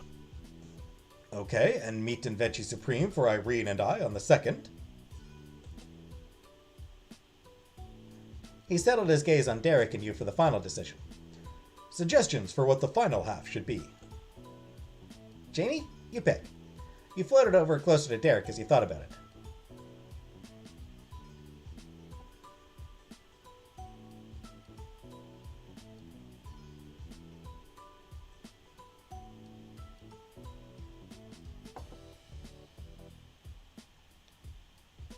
All meat.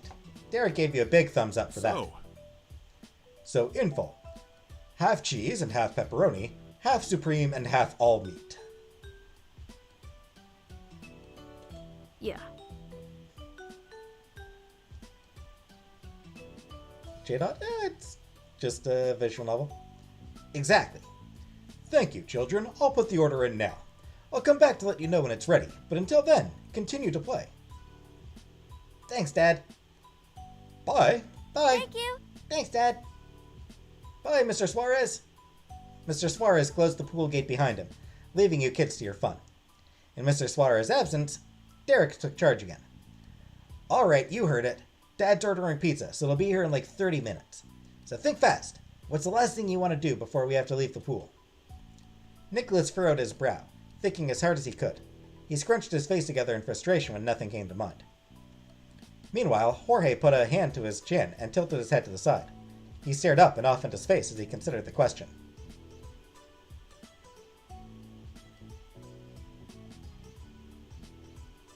You left it open for the younger kids to decide. Narrowing your gaze, you wondered who would speak up first. You crossed your arms and sat tight. The boys would have to come up with their own answers. We could make a whirlpool. Yeah.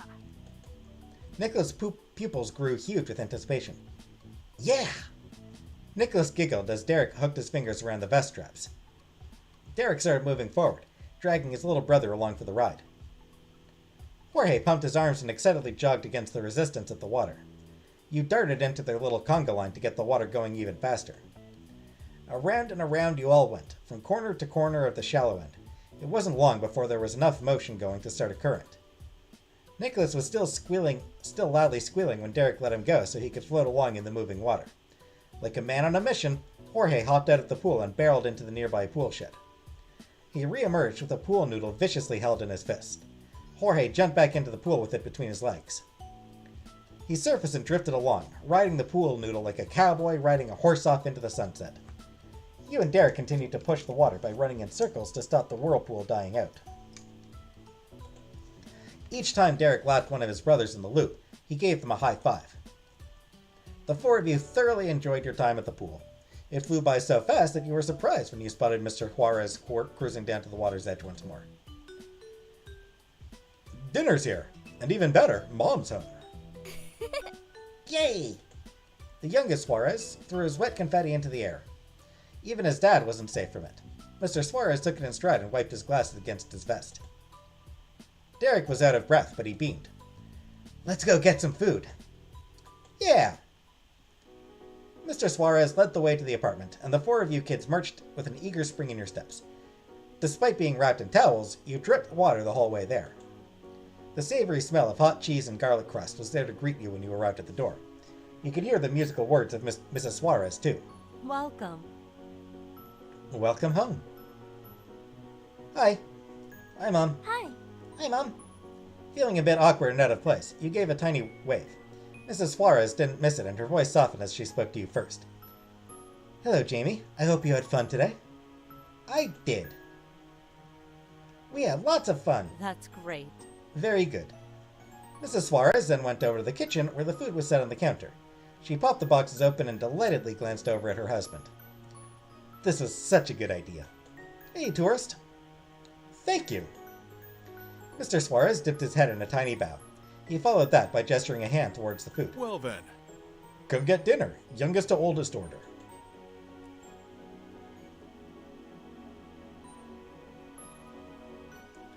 Despite the order given, it was no surprise that Jorge was the one who moved first. You figured Nicholas would wait for Derek, even if he didn't have to.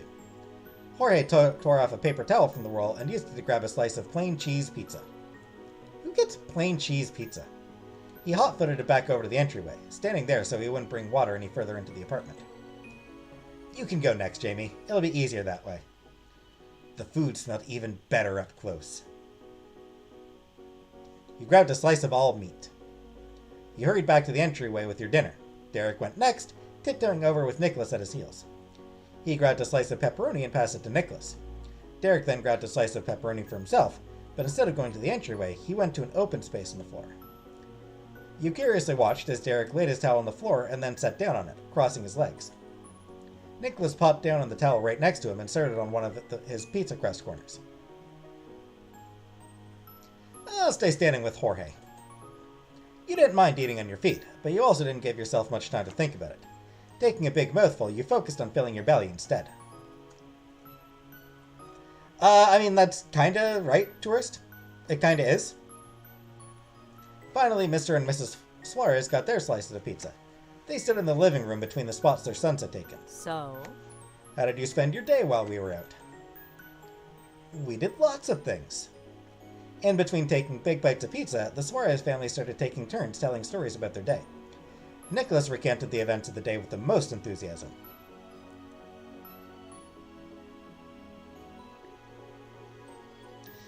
Even though they were the same plot points from his brother's stories and the ones you witnessed firsthand, from his perspective, the events were almost mythically amazing.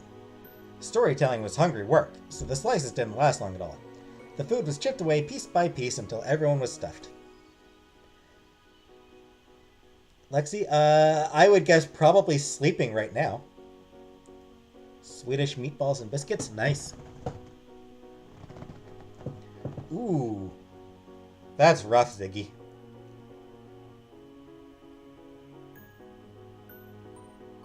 Luckily, I've never done that, luckily, Ziggy. Hey, Ravishing. Nicholas laid down on the floor, limbs stretched out and still wrapped in his towel. He was completely tuckered from the day. Mr. Suarez plucked him off the floor and held him under one arm. Bath time. Come on, Junior. Yes, Dad. Nicholas accepted his fate, and his arms hung limply down. Jorge crumbled up his paper towel into a ball and tossed it into the trash. He followed his dad. Thank you. Thank you, Gregorio. We'll see, Ninja Cat.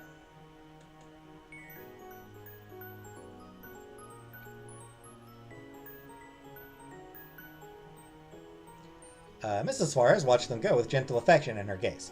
She patted her husband's shoulder as he passed by and then strolled over to you and Derek. And thank you for a good day's work. I appreciate you both taking care of Nicholas and Jorge today. Her cheeriness reminded you so much of Derek's.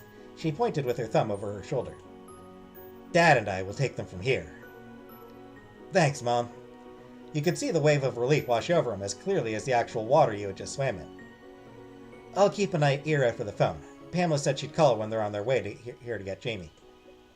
Okay. After that, Mrs. Suarez excused herself to go help get Jorge and Nicholas ready for bedtime.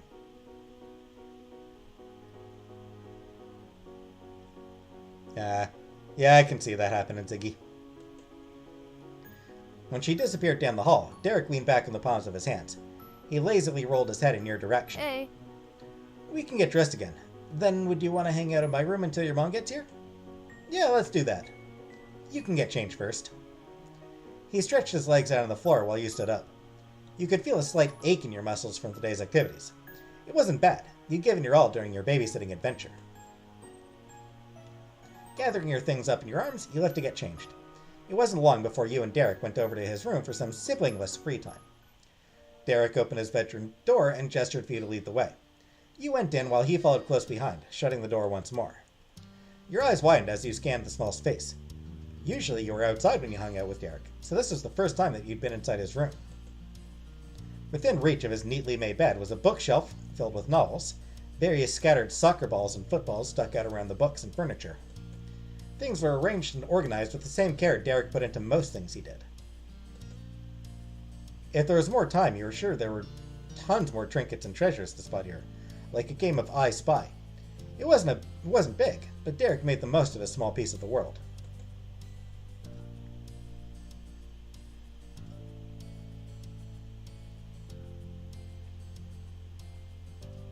Are you sure you have enough soccer balls and footballs? You pivoted on your heels to face him. Derek laughed and you put your hands on your hips and raised a skeptical eyebrow. You saw how things went down at the park today. I like to be prepared. Anyway. And I heard you should have at least 2 backups of stuff that's most important in your life. You put it like that, then no, I don't think you have nearly enough. We gotta fill the room with them. You both bent at the waist, giggling at that image. Composing himself, Derek rubbed at his eyes with the palm of his hand. Honestly, it's just an easy gift my relatives go for when they don't know what else I might want. At least I'll never run out of stuff to practice with.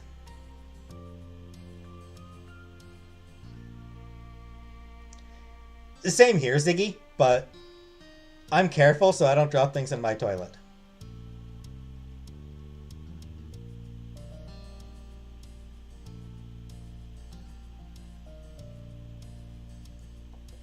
Harlem, no, I think it's just supposed to be dust floating in the air. Like, I think this is just supposed to be dust floating in the air. Sorry. But anyway, sorry I don't have any chairs in here. You can sit on my bed if you want. Thanks, I appreciate that.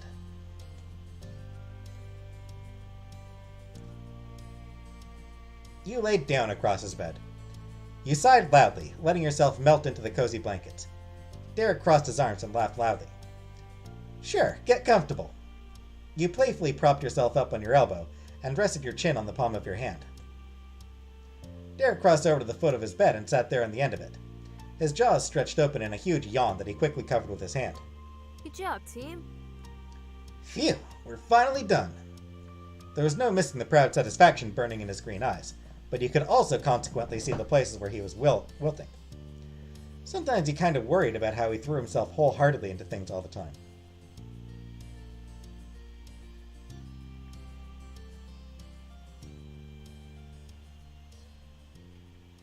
How often do you babysit? Well... He shifted his gaze away from you. Derek pinched at the blanket under his fingers while he thought about your question. That's the plan, Shania. Not tonight, obviously. Pretty often, I guess. Not all the time. Oh. Derek stretched his arms high in the air and yawned again. His eyelids drooped as he turned towards you. Gradually, the carefree warmth faded from his demeanor. His face fell into a quiet frown when his hands returned to his lap. You don't have to. You don't have to do it again, Jamie. Whether it's a good time or a bad time is just a lot of time, and you have your own things to deal with. Your brows bent at that. Tilting your head, you couldn't help but think about how much of Derek's days went to his brothers. It definitely didn't seem to match how things were with your sister and you. But then, as if summoned by your thoughts about him, the bedroom door creaked open just enough to let a giggling Nicholas slip in. He threw his hands in the air. I'm dressed! With a loud thud, the door swung fully open, and Jorge marched in with an extremely annoyed scowl. He put his hands on his hips. You sprang up and kicked your legs over the side of the mattress. Lazing on the bed wasn't on the schedule anymore. Nicholas, we're playing in the living room, not Derek's room. Jorge reached for his younger brother, but Nicholas scurried up onto the bed. He warily peeked at Jorge from behind Derek's shoulder.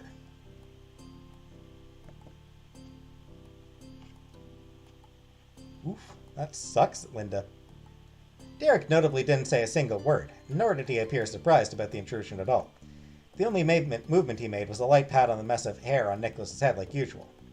What wasn't usual was the distant look in his face. He'd accepted the reality at hand, but did not welcome it. Mr. and Mrs. Suarez crowded into the room next. Excuse us. Sorry, Derek, he slipped away in a flash. Yeah.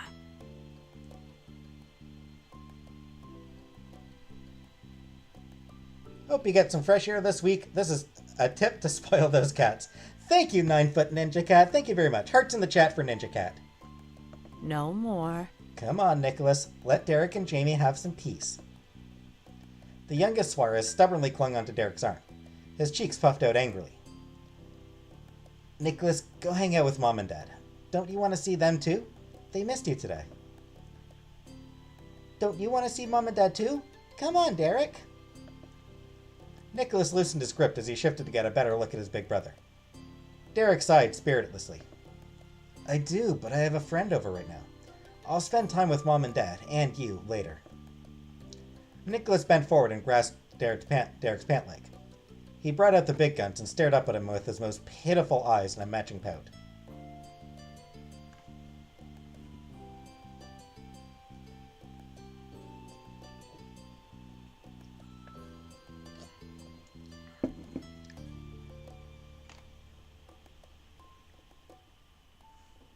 You know, Derek does what he's supposed to. You can be like that now, Nicholas. All focus shifted over to you in surprise, but the one you were focused on was the youngest Suarez. Silently, he met your stare, and you could tell that he was mulling over your words. I know you can do it. For a second, you had a glimmer of hope that you could fix things for Derek. But as the moment passed, Nicholas still didn't budge from his spot. His grasp only tightened. End of discussion. Nicholas, we're reading a story, right now. Nicholas angrily shook his head as she advanced across the room. She unapologetically peeled her smallest child off of Derek. The young boy let out a high-pitched whine for the entire extraction.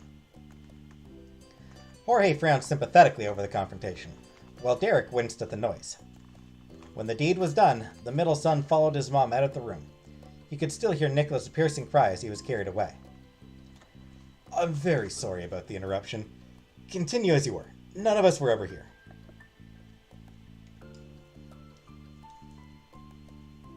Where are the cat?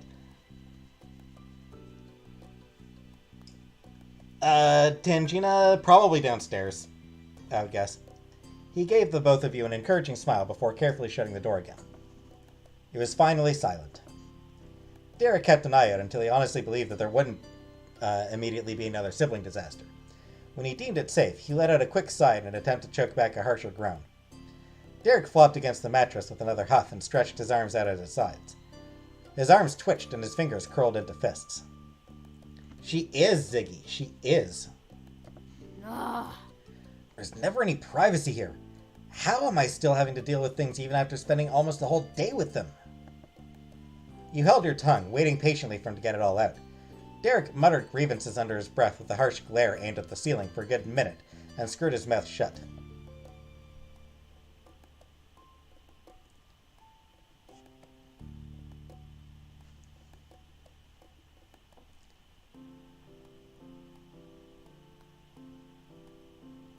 It's definitely rough. The bulk of his anger punched out of him with another sigh. Derek rolled his head in your direction and cracked a weak smile. You tried to match it, wishing there was something more you could do to help. A tiny laugh shook him. It really is. Evening his breath, Derek folded his arms across his chest and squeezed his eyelids shut. You could tell by the tension in his face that he was still bothered. He was thinking hard, searching for something. Man. Still there, infiltrators. I still haven't made a dent. Still haven't started on Box Mountain. I can make this work. His low mumble was followed by a pause that had you intrigued.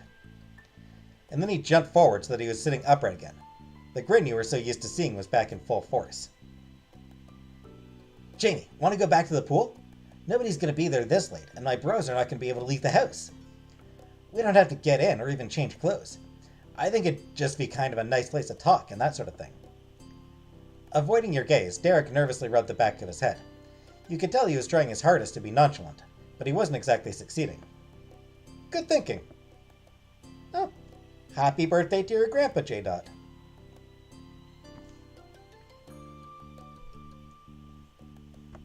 All right. Derek leapt up to his feet and turned, holding a hand out for you to take. Chuckling, you gripped his hand tightly. Derek squeezed you back and helped pull you to your feet. Let's go. The door slowly creaked open as Derek peeked out. Double-checking that the coast actually was clear, he gave you a thumbs up. I don't see Nicholas. I think we're good. You returned his thumbs up, silently hoping that this wasn't the calm before the storm. Derek led you into the living room, where you found his dad and Jorge sitting together on the couch. Hello. Mom has Nicholas in his room, enraptured in another exciting session of story time. Good. Jamie and I were going to go down to the pool area to hang out. Is that okay? Of course. He chuckled, knowing exactly what Derek was trying to accomplish. Jorge was perfectly happy where he was with his dad, so he waved goodbye to you both. Don't keep Jamie out too late. I won't. Thanks, Dad. Derek whispered with complete confidence. You gave your appreciation in an equally hushed tone. Thank you, Mr. Suarez. The last thing either of you wanted was to alert the youngest Suarez that anything fun was happening without his knowledge, so you both silently slipped out of the apartment. Once you were free from the condo's walls, Derek's excitement was palpable. You picked up the pace and raced to the pool gate. For the third time in a single day, you and Derek set foot on the condo complex's private pool deck, but you soon realized you hadn't seen everything it had to offer yet. Hey, carrot cake. Nice. I like carrot cake. Under the cover of night, the pool was completely aglow with light set into the bottom. The bright blue struck you as inviting breaths of steam drifted at the top of the water, whispering how warm it was. Hi, Sam. Hey there, Sam. Give me a second.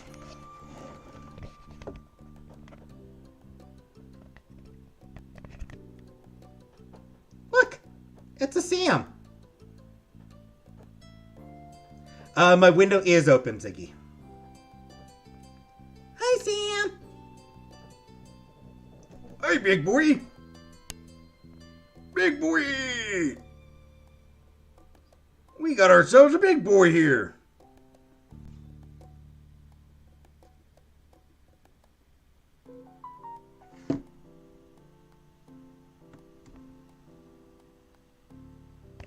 Anyway.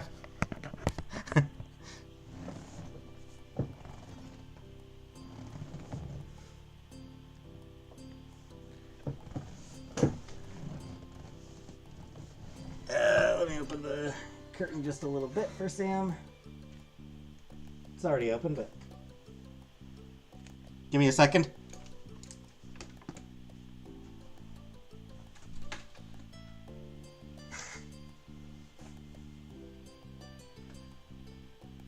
Hey, Sam.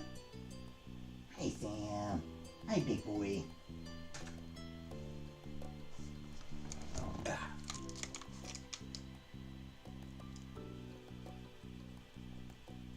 What's treat?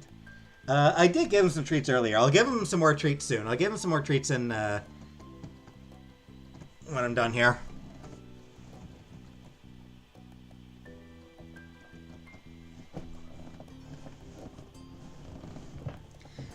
Sam always makes me smile. Sam's a good boy.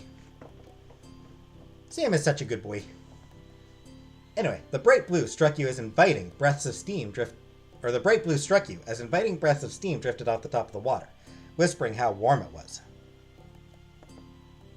The closed-in space was clear of any other people, and it had been like that for a while considering the stillness of the pool. Not a single ripple disrupted its aquamarine surface. Here you'd have peace and privacy. I mean, it's not much, really, goes on in this game.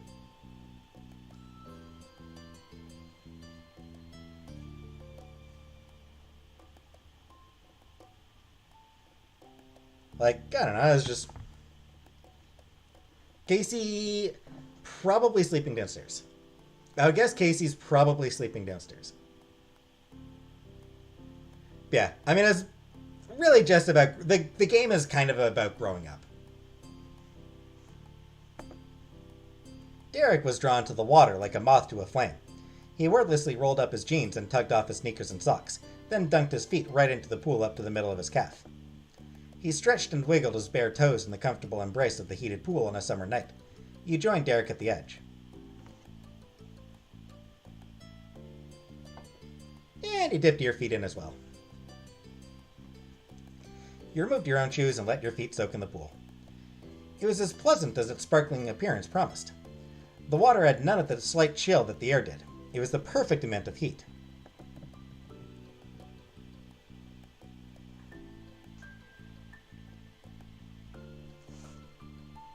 Derek wrapped both his hands around the smooth tile edge and tilted back. One of his legs kicked up as his back drifted down like his upper and lower body were each one side of a seesaw. He grinned playfully at you. But So, what were we talking about?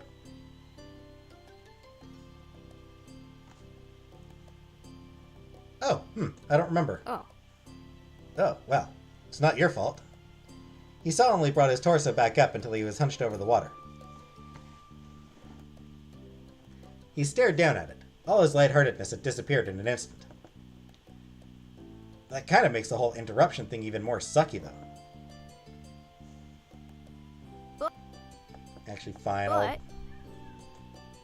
Well, you were saying that you liked having my help, but it wasn't my job to watch your brothers, and I didn't have to do it again. oh, Oh, yeah. He solemnly brought his torso back up until he was hunched over the water.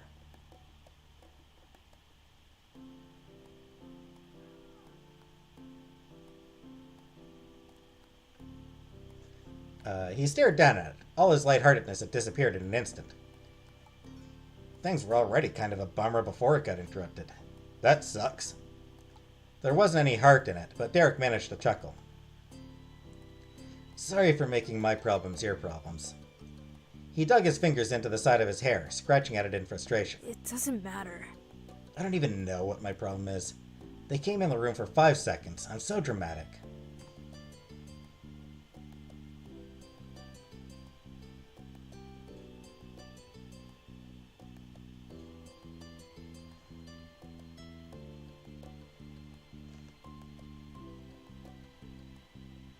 You leaned closer to show you were here to listen. Your gaze focused firmly on Derek. Derek shifted his body partly away from your attention, but he didn't ignore it. Derek crossed his arms tight and pushed them up against the top of his legs. The blue water rippled around him as his legs moved against the pool wall. He pressed his heels into it. The pressure that had been only on the inside was coming out. It's just, the thing is, Nicholas and Jorge need me all the time. And my parents need me because they need me. And my parents need me because they need me. I don't want to let them down. I really don't. But it's hard. Every day it's like I'm going to mess up and disappoint somebody. He bit his tongue and released his limbs from the locked positions they'd been stuck in. He couldn't scrub the furrow away from his brows.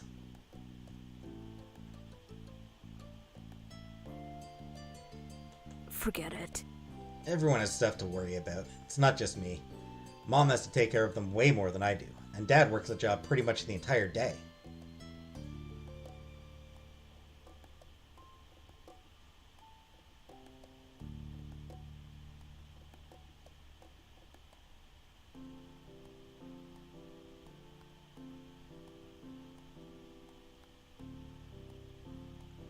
Hey, Dully. You placed a supportive hand on his shoulder. He went silent, unmoved. Nicholas was the one who caused trouble, but somehow Derek had made himself the bad guy. It was upsetting, but Derek wasn't anywhere close to really being grown up. Of course he couldn't be perfect, even though he acted like he thought he should be. Derek, remember when your dad first came to the pool and you, Jorge, and Nicholas were all so excited? You were just like your brothers. Even if you're in charge sometimes, you're still your parents' kid. You don't have to act like an adult, especially not with me. Finally, slowly and carefully, Derek dared to glance at you again. Hey, Elaine. What are we playing here? It's a visual novel. Our Life, Beginnings and Always. Thanks, Jamie, for saying all that. His shoulders squished inward to frame his lowered head. He looked so much like a hopeful puppy that he could give even Nicholas a run for his money in the adorable face department. Was it annoying? It really doesn't bother you that I complain, and sometimes hanging out with me really means helping out with 2 other kids? For all the confidence Derek displayed, when push came to shove, he was pretty insecure about himself and what you thought of him.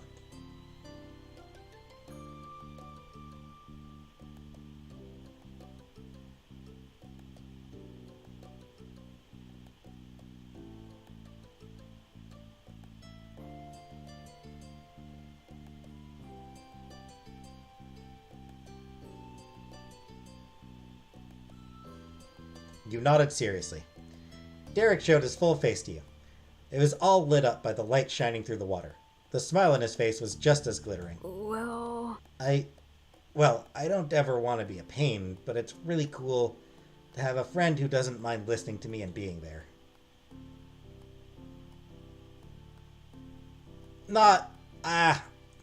I'm not really considering memberships Infiltrator. People keep suggesting it to me, but...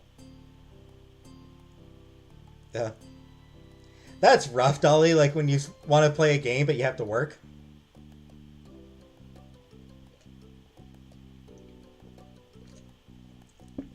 Yes, Elaine. Locked out of the house. Tossed her. I finally threw her out on the street.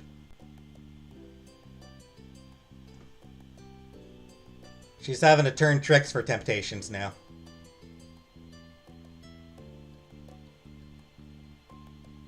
We haven't talked, like, hasn't called, but we've texted Tangina. But no, Casey is not, I haven't been shutting Casey out. My door is usually wide open. Right now it is sort of like, right now my door is partly open.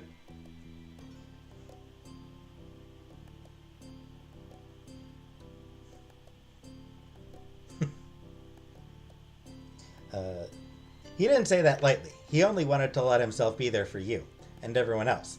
Being somebody Derek could count on was special. You wouldn't let him down. Then his eyebrows furrowed mischievously, and just like that, he catapulted right off the tile edge into the pool. You gasped as if you were the ones who suddenly got plunged underwater. Derek burst through the surface with a loud, gasping laugh. The water is great!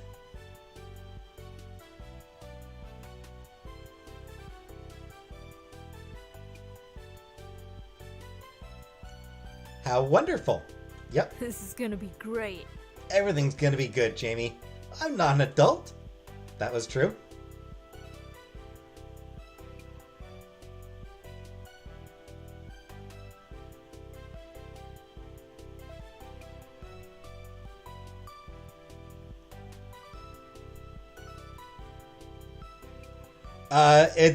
They come to conclusions, Lisa. Yes, Jada, she's out of the country. This month.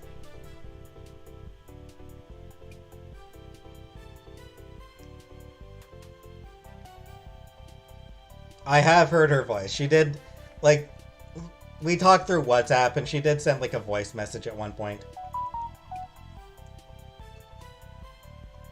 You splashed Derek from the ground. Before he could blink, you sprayed his already dripping face with another heaping serving of pool water. Ah! Oh, game on. He sent a wave over the edge of the pool, and you scrambled away. He chuckled triumphantly. You might have the high ground, but I've got the resources. Laughter and sloshing water brought the once stagnant pool to life. You and Derek still had the place to yourself, and made the absolute most of it. But eventually, Derek crawled up the stairs out of the pool. His baggy clothes poured out mini waterfalls with every step he took on land. Derek looked especially tiny with his drenched jersey draped over his frame.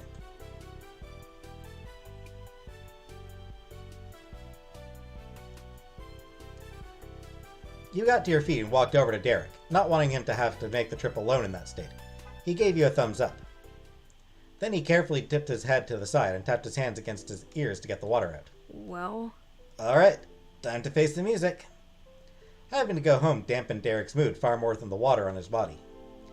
He could do anything here, in the wide open pool with you as his only companion. Going back to his family came with countless expectations and responsibilities. But it still had to be done.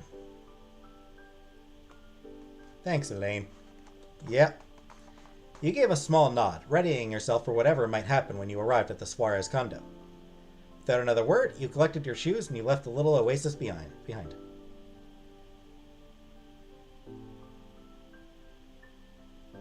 They do, J-Dot, they do.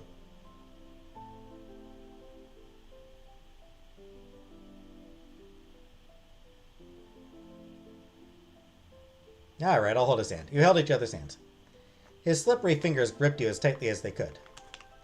When you made it to the front door, Derek used a key from his pocket to open it. He hadn't forgotten to bring it, despite leaving it under rushed and uneasy circumstances. Derek stood there in front of the unlocked door, just staring at it. Practical preparation was his forte. Making himself ready for bumps in relationships was not.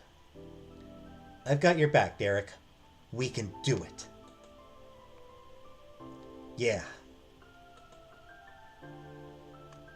Dolly, a couple hours today, but also, like, multiple previous episodes. Sorry, Elaine, I already held his hand. Daphne? I would say, Daphne, that it's teens and up.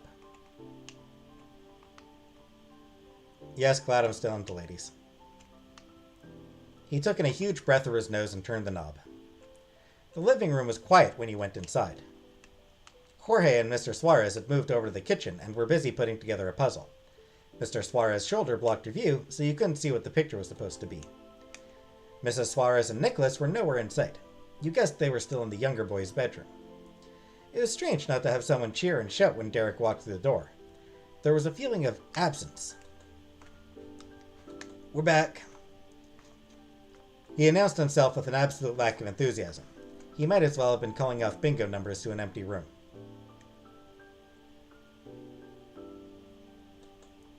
Mr. Suarez lifted his head and turned to face the both of you. At the same time, he eagerly pushed his chair away from the counter. I see. Thank you for coming home. The greeting he gave was so normal that it was weird, considering how Derek brought a bucket full of water absorbed into his clothes. Jorge offered a typical family greeting of his own, not taking his eyes off the puzzle. He was either focused or avoiding the awkwardness. Welcome back.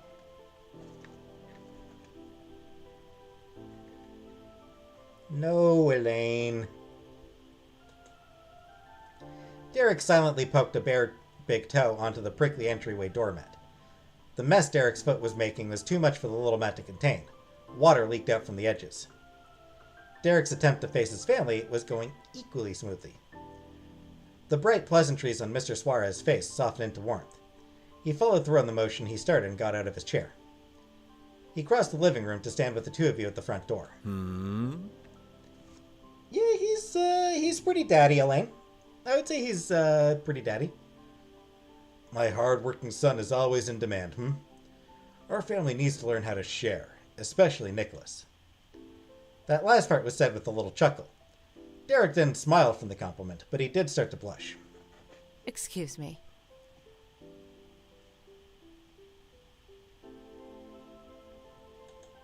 A new voice came from the hall. Mrs. Suarez stood there with her hands on her hips.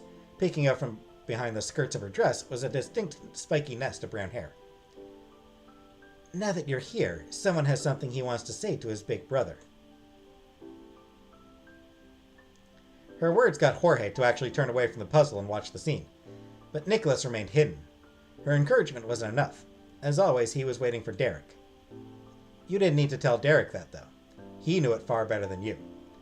He shifted his weight on his feet and gave Nicholas an invitation. Okay. What did you want to say? Nicholas darted out from behind his mom with enough speed to flutter her dress. His tiny feet thundered over the floor until he came to an abrupt stop right in front of his favorite person. He had to lean his head all the way back into Derek's eyes. Derek looked down to meet the gaze. Nicholas resisted the urge to hug him and instead clutched at the collar of his own shirt. I'm sorry. That's your room. From how much Nicholas struggled to explain his apology, it was obvious he wasn't at a point where he understood why being together at all times wasn't a completely fantastic idea.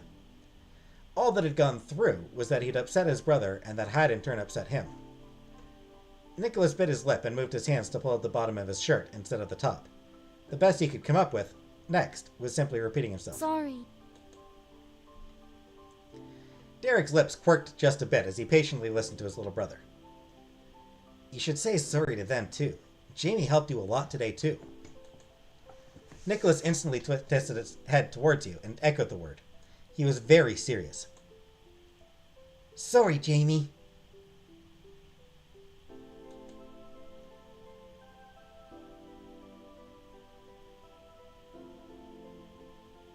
I appreciate that you apologized.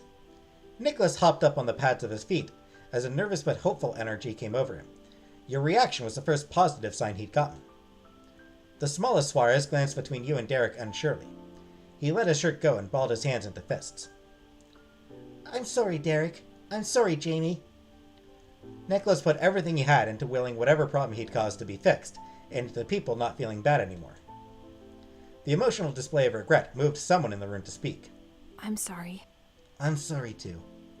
Derek snorted a laugh at the unexpectedness of the interjection. What did you even do? I don't know.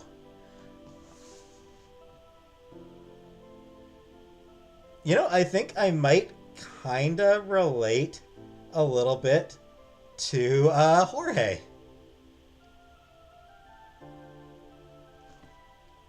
The middle child looked down at the puzzle in front of him again, but he was staring through the pieces as if they weren't there. He murmured just barely loud enough to hear from where you were standing. You and Jamie had to watch me today, too.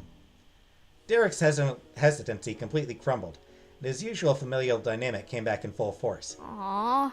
Oh, Jorge, you don't have to apologize for that. I like to have some time by myself with my friends, but I'd never want to stop having my little bros.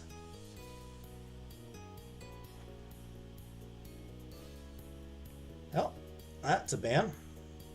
Villa tour? No. I don't think so, Tangina. Should I? I don't know, I think just feeling guilty without knowing why.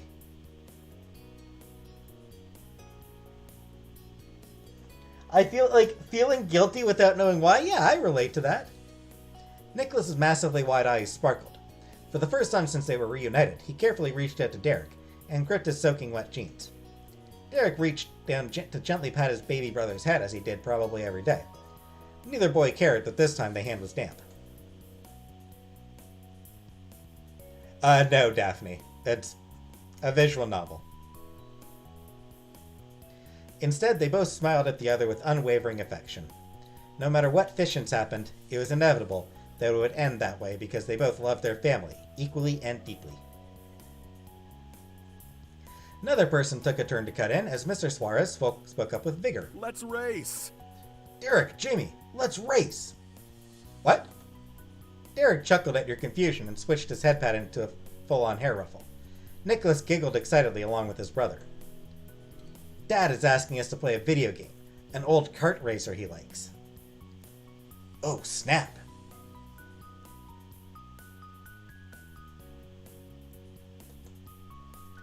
Yes, and I will win it. Derek's dad cheerfully tacked that on. It couldn't be forgotten, clearly. Jorge could be player 4. Mrs. Suarez was the only one who truly kept her distance during the reconciliation between Derek and Nicholas, but now she joined the rest of the family. When she was close enough to you and Derek to whisper, she pressed a hand to the corner of her mouth and winked conspiratorially. I'll give Nico an unplugged controller. Derek grinned at that point, and shifted into giving the longest strands of Nicholas' hair a friendly tug. But he didn't accept the invite immediately. He included you in this discussion.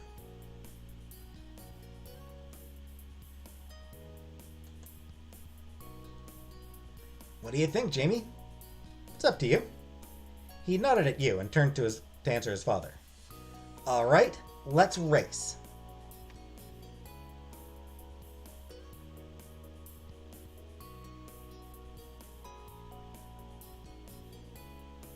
Panda, Tia Bitter, I don't know. She seems to be having a good time.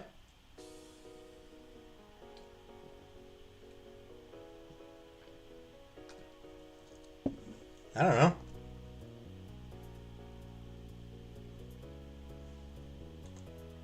Derek's mom encouraged you and Derek with her words, and Nicholas with her hands, taking him by the shoulders. This time she wouldn't be letting him get away from her. Go on. Go get changed. We'll plug it in so it's ready by the time you're back. Thanks, Mom. Derek's mood continued to be buoyed by the support of his parents, and he left to go get changed while walking as lightly as he could in his wet clothes. I do not have a Discord now. You didn't know where anything was, so you had to leave the prep work to Mr. Suarez and Jorge. The two of them got right into it, opening drawers and pulling out cords. You found something to do by keeping Nicholas company with Mrs. Suarez. He was on his best behavior and didn't whine for Derek even once. And, as promised, the Suarez's dark purple GameCube was fully connected with 4 controllers plugged in by the time Derek strolled into the living room. GameCube, ooh. Old school. A familiar shout filled the whole room. All was right in the world. Derek's back! Yep, Nico, I'm here. Mrs. Suarez was on the carpet with Nicholas in her lap. She had already passed him a controller, and he was having a blast pressing the clicky buttons, despite the fact they did nothing except make a little noise. Jorge and Mr. Suarez took seats on the couch. Jorge tucked himself closely against his father, so the two were only taking up one side. The other half of the couch was reserved for you and Derek. Derek dove into the spot next to Jorge.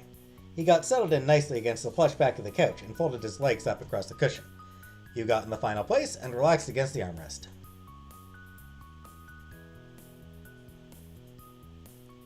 That's what... I never had a GameCube. That's what the GameCube controller looked like? I don't know, kinda ugly. Nuh-uh, Daphne, I've cooked twice so far.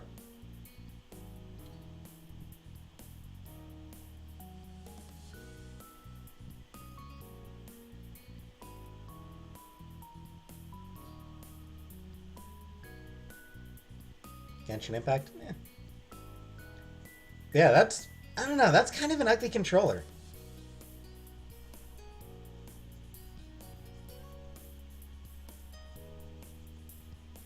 Am I wrong in thinking this controller is just kind of ugly?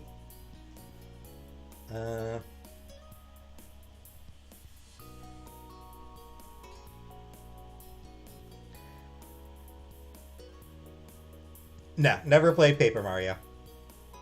I will say, I'll bet this controller feels really good in kids' hands. Like, I'll bet this controller is very comfortable for kids. Because one thing that Nintendo puts a really high emphasis on is accessibility.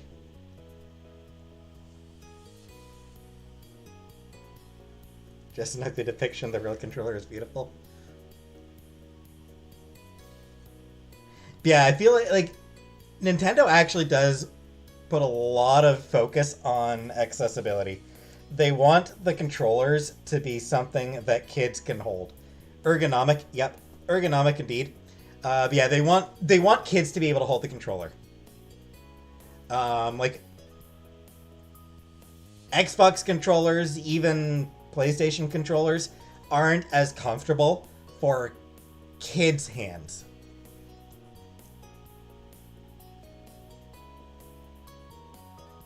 Anyway, Jorge passed one controller to Derek, which Derek gave to you, then he handed over a second, which Derek kept. Mr. Suarez filled you in on a decision he and his second son had made.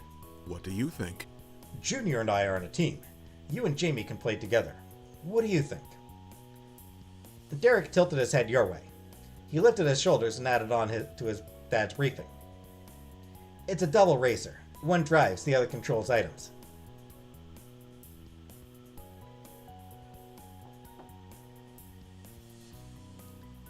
Sounds cool. Great. It's me and you, then.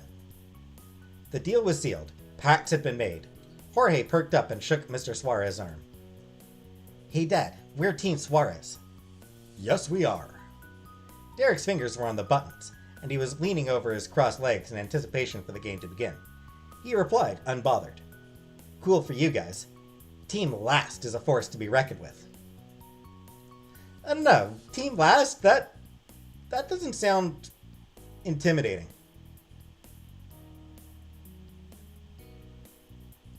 Small hands. Which is why Nintendo controllers would be better for you than an Xbox controller or a PlayStation controller. All 4 players making up the 2 teams chose their characters, carts, positions, and the track set. To start, Derek and Mr. Suarez were driving. You and Jorge had item launching duty. 3, 2, 1. The carts launched across the starting lines with both drivers getting an extra boost.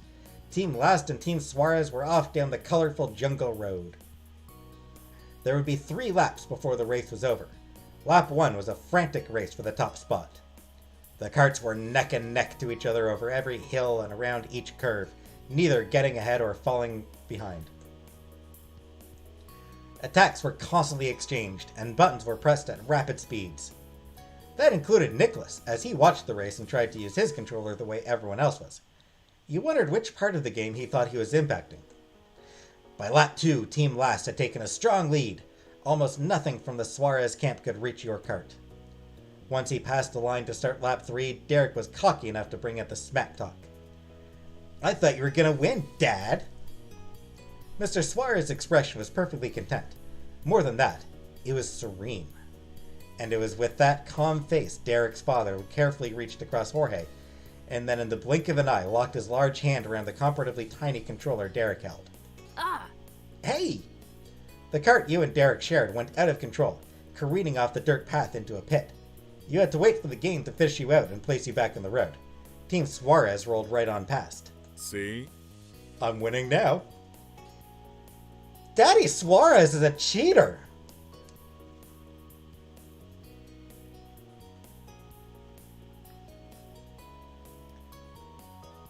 Daddy Suarez! Jeez. Derek's dad was boldly unapologetic. He grinned like a child who just found out you could get a hole-in-one at putt-putt golf if you just dropped the ball in the hole. You're cheating now! Derek sputtered with laughter made of equal parts amusement and disbelief. He yanked his arms towards his chest to fight for freedom, but Mr. Suarez's grip was unmovable. We're running interference, huh? From a distance, Mrs. Suarez mused over the situation that had begun to unfold. Her husband stole a look at where she'd been sitting. She was gone, leaving only Nicholas on the floor. Mr. Suarez lifted one thick eyebrow and pressed the other lower. He could only puzzle over what it might mean, until it all became clear by the world going dark for only him. Derek's mom had crawled over behind the couch, popped up from behind, and slipped her fingers under Mr. Suarez's glasses. He was caught completely off guard. Ah. Perry plug, there is a dating sim I will be playing soon. I forget what it's called. Validate. So, what I'm figuring is I'll do this. I'll play this game again next Saturday, and then for 2 weeks after that, I'll play Validate, and then I'll get back to this. So I'm thinking of sort of splitting it up like that a little bit. His father started from the shock of a surprise attack that wasn't committed by himself. Yeah, Mom. Derek hadn't gotten his controller back. Mr. Suarez was stubborn in his hold, but his dad was just as incapacitated as a driver. Yeah, Mom! An echo of Derek's cheer came from behind. All the excitement in the air had stirred a fire in Nicholas. He wasn't just playing with an off controller anymore. He crawled on all fours at a rapid pace until he reached the couch and launched himself right at his dad's stomach. It was powerful enough that Mr. Suarez sprung forward, and Mrs. Suarez's hands were yanked off him. Oof! But Derek's controller was finally freed. Mr. Suarez had to let go of both controllers to catch his squirming child. Nicholas would not be contained. He climbed up over his dad's shoulders and wrapped his arms around Mr. Suarez's face. In sweet justice, the Team Suarez cart flew off a bridge into the abyss below.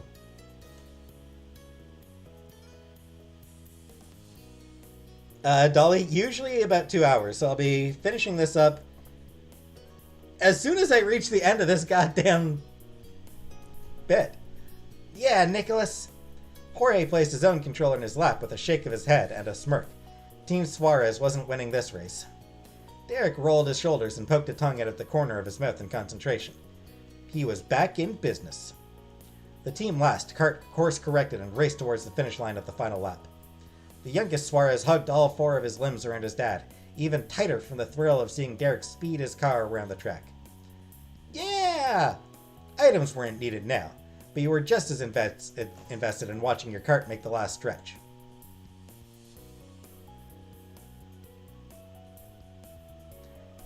And Derek brought it home, crossing the finish line. We won! Derek threw his fists into the air, pumped them back down to his chest, and turned to you with a palm held out for you to smack. You hugged him. You ignored the hand and flung your arms around his neck.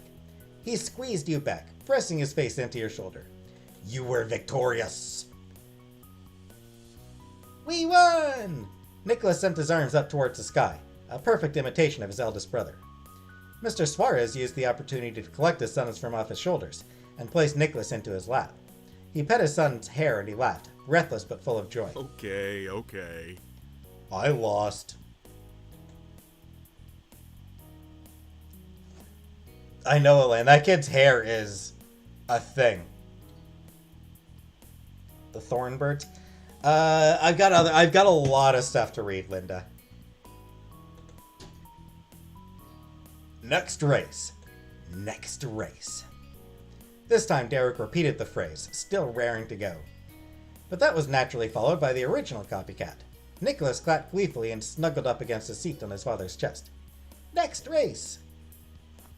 Jorge picked up his abandoned controller once more. His voice was quieter, but no less sincere. Yeah. Next race. In all the commotion, you'd completely forgotten you could have switched to the driver role to take over for Derek at any time. Jorge could have too for his dad. But you were glad it went the way it did. Team Last got its win with the assistance of Team Pile Drivers, Nicholas and Mrs. Suarez. And the game was just getting started. Race next. You couldn't help breaking the pattern. It earned you some fresh laughter from the family. Well. Now this is a real party. There's still pizza in the fridge. Who wants leftovers? The suggestion of food riled Nicholas up even more. He clambered over his dad's shoulders for the second time, tugging on his beard and accidentally knocking his glasses off. Mr. Suarez wheezed out a chuckle. Nicholas stared out from over the couch into the kitchen. He wanted that pizza, but couldn't be the first to ask.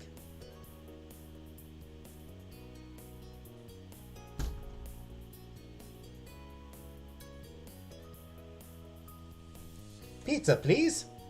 Pizza, please. Same. Me too. Jorge and Mr. Suarez chimed in their own request. Sure. Can I have some, Mom? I would like some pizza, my beloved wife who never turns against me. She snickered with a glint in her eye. Of course. Start the game. I'll heat it up. Hi, Sam. I got a Sam at my side. All four of the Suarez men spoke in unison.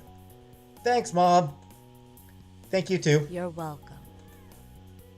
The players all resumed their positions and took up their tools, slightly sweaty GameCube controllers.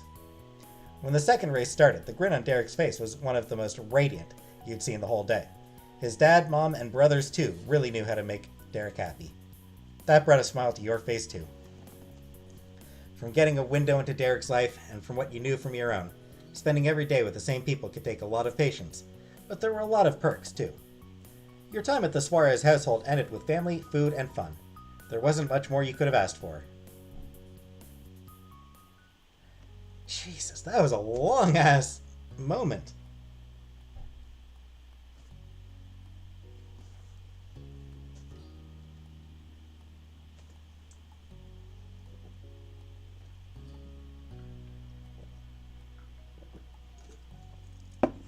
Whew.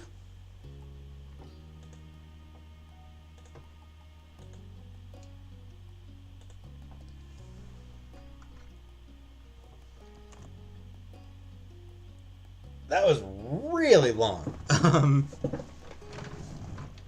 Can understand why it took so long for them to put out this DLC, actually. That was a lot longer than I expected it to be.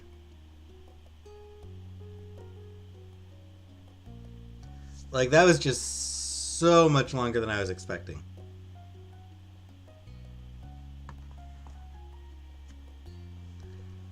But anyway, finally got through that one.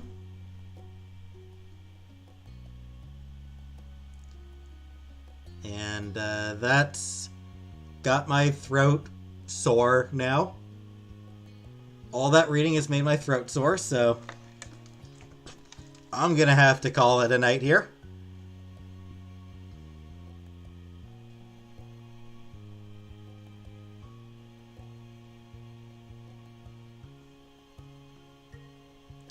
Tomorrow...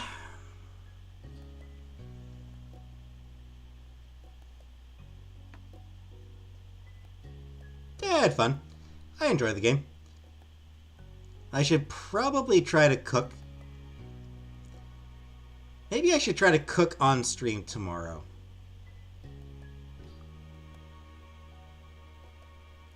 Have to figure out what I want to cook though.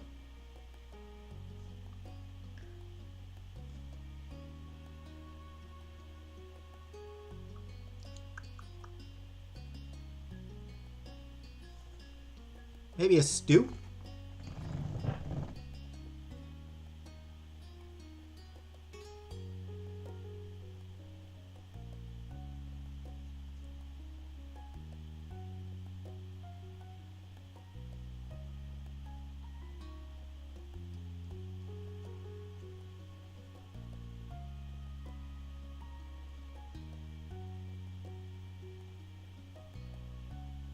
What would I need?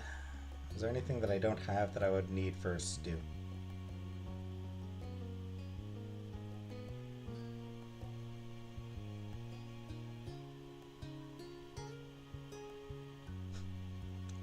Definitely an option. Emotionally, meatloaf. Maybe. Hey, Nasa Jen. Meatloaf is an option.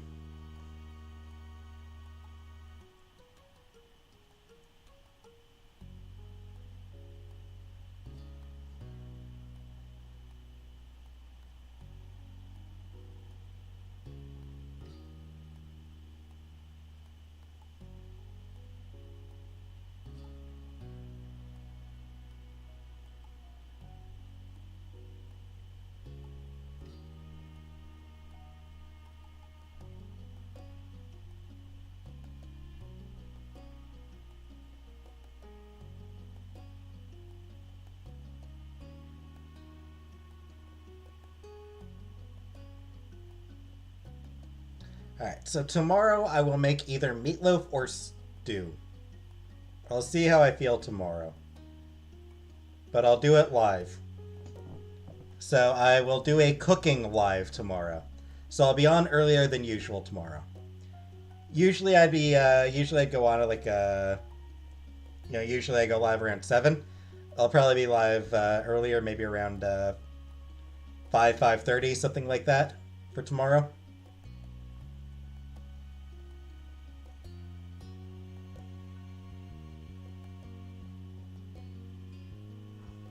So, we'll see how that turns out.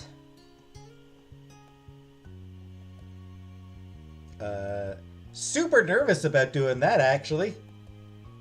Like, just super nervous. Like, every time cooking on my own, like, makes it... Cooking on my own, honestly, is, like, near panic attack for me.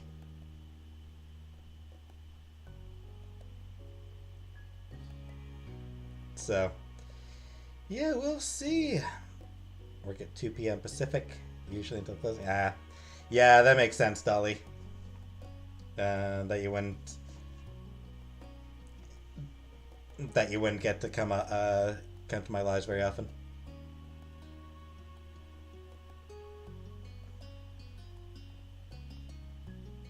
You can do it, and if I can't, then I can.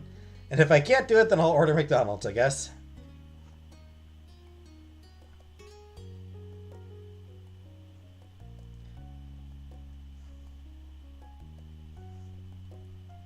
But anyway, yeah, for now.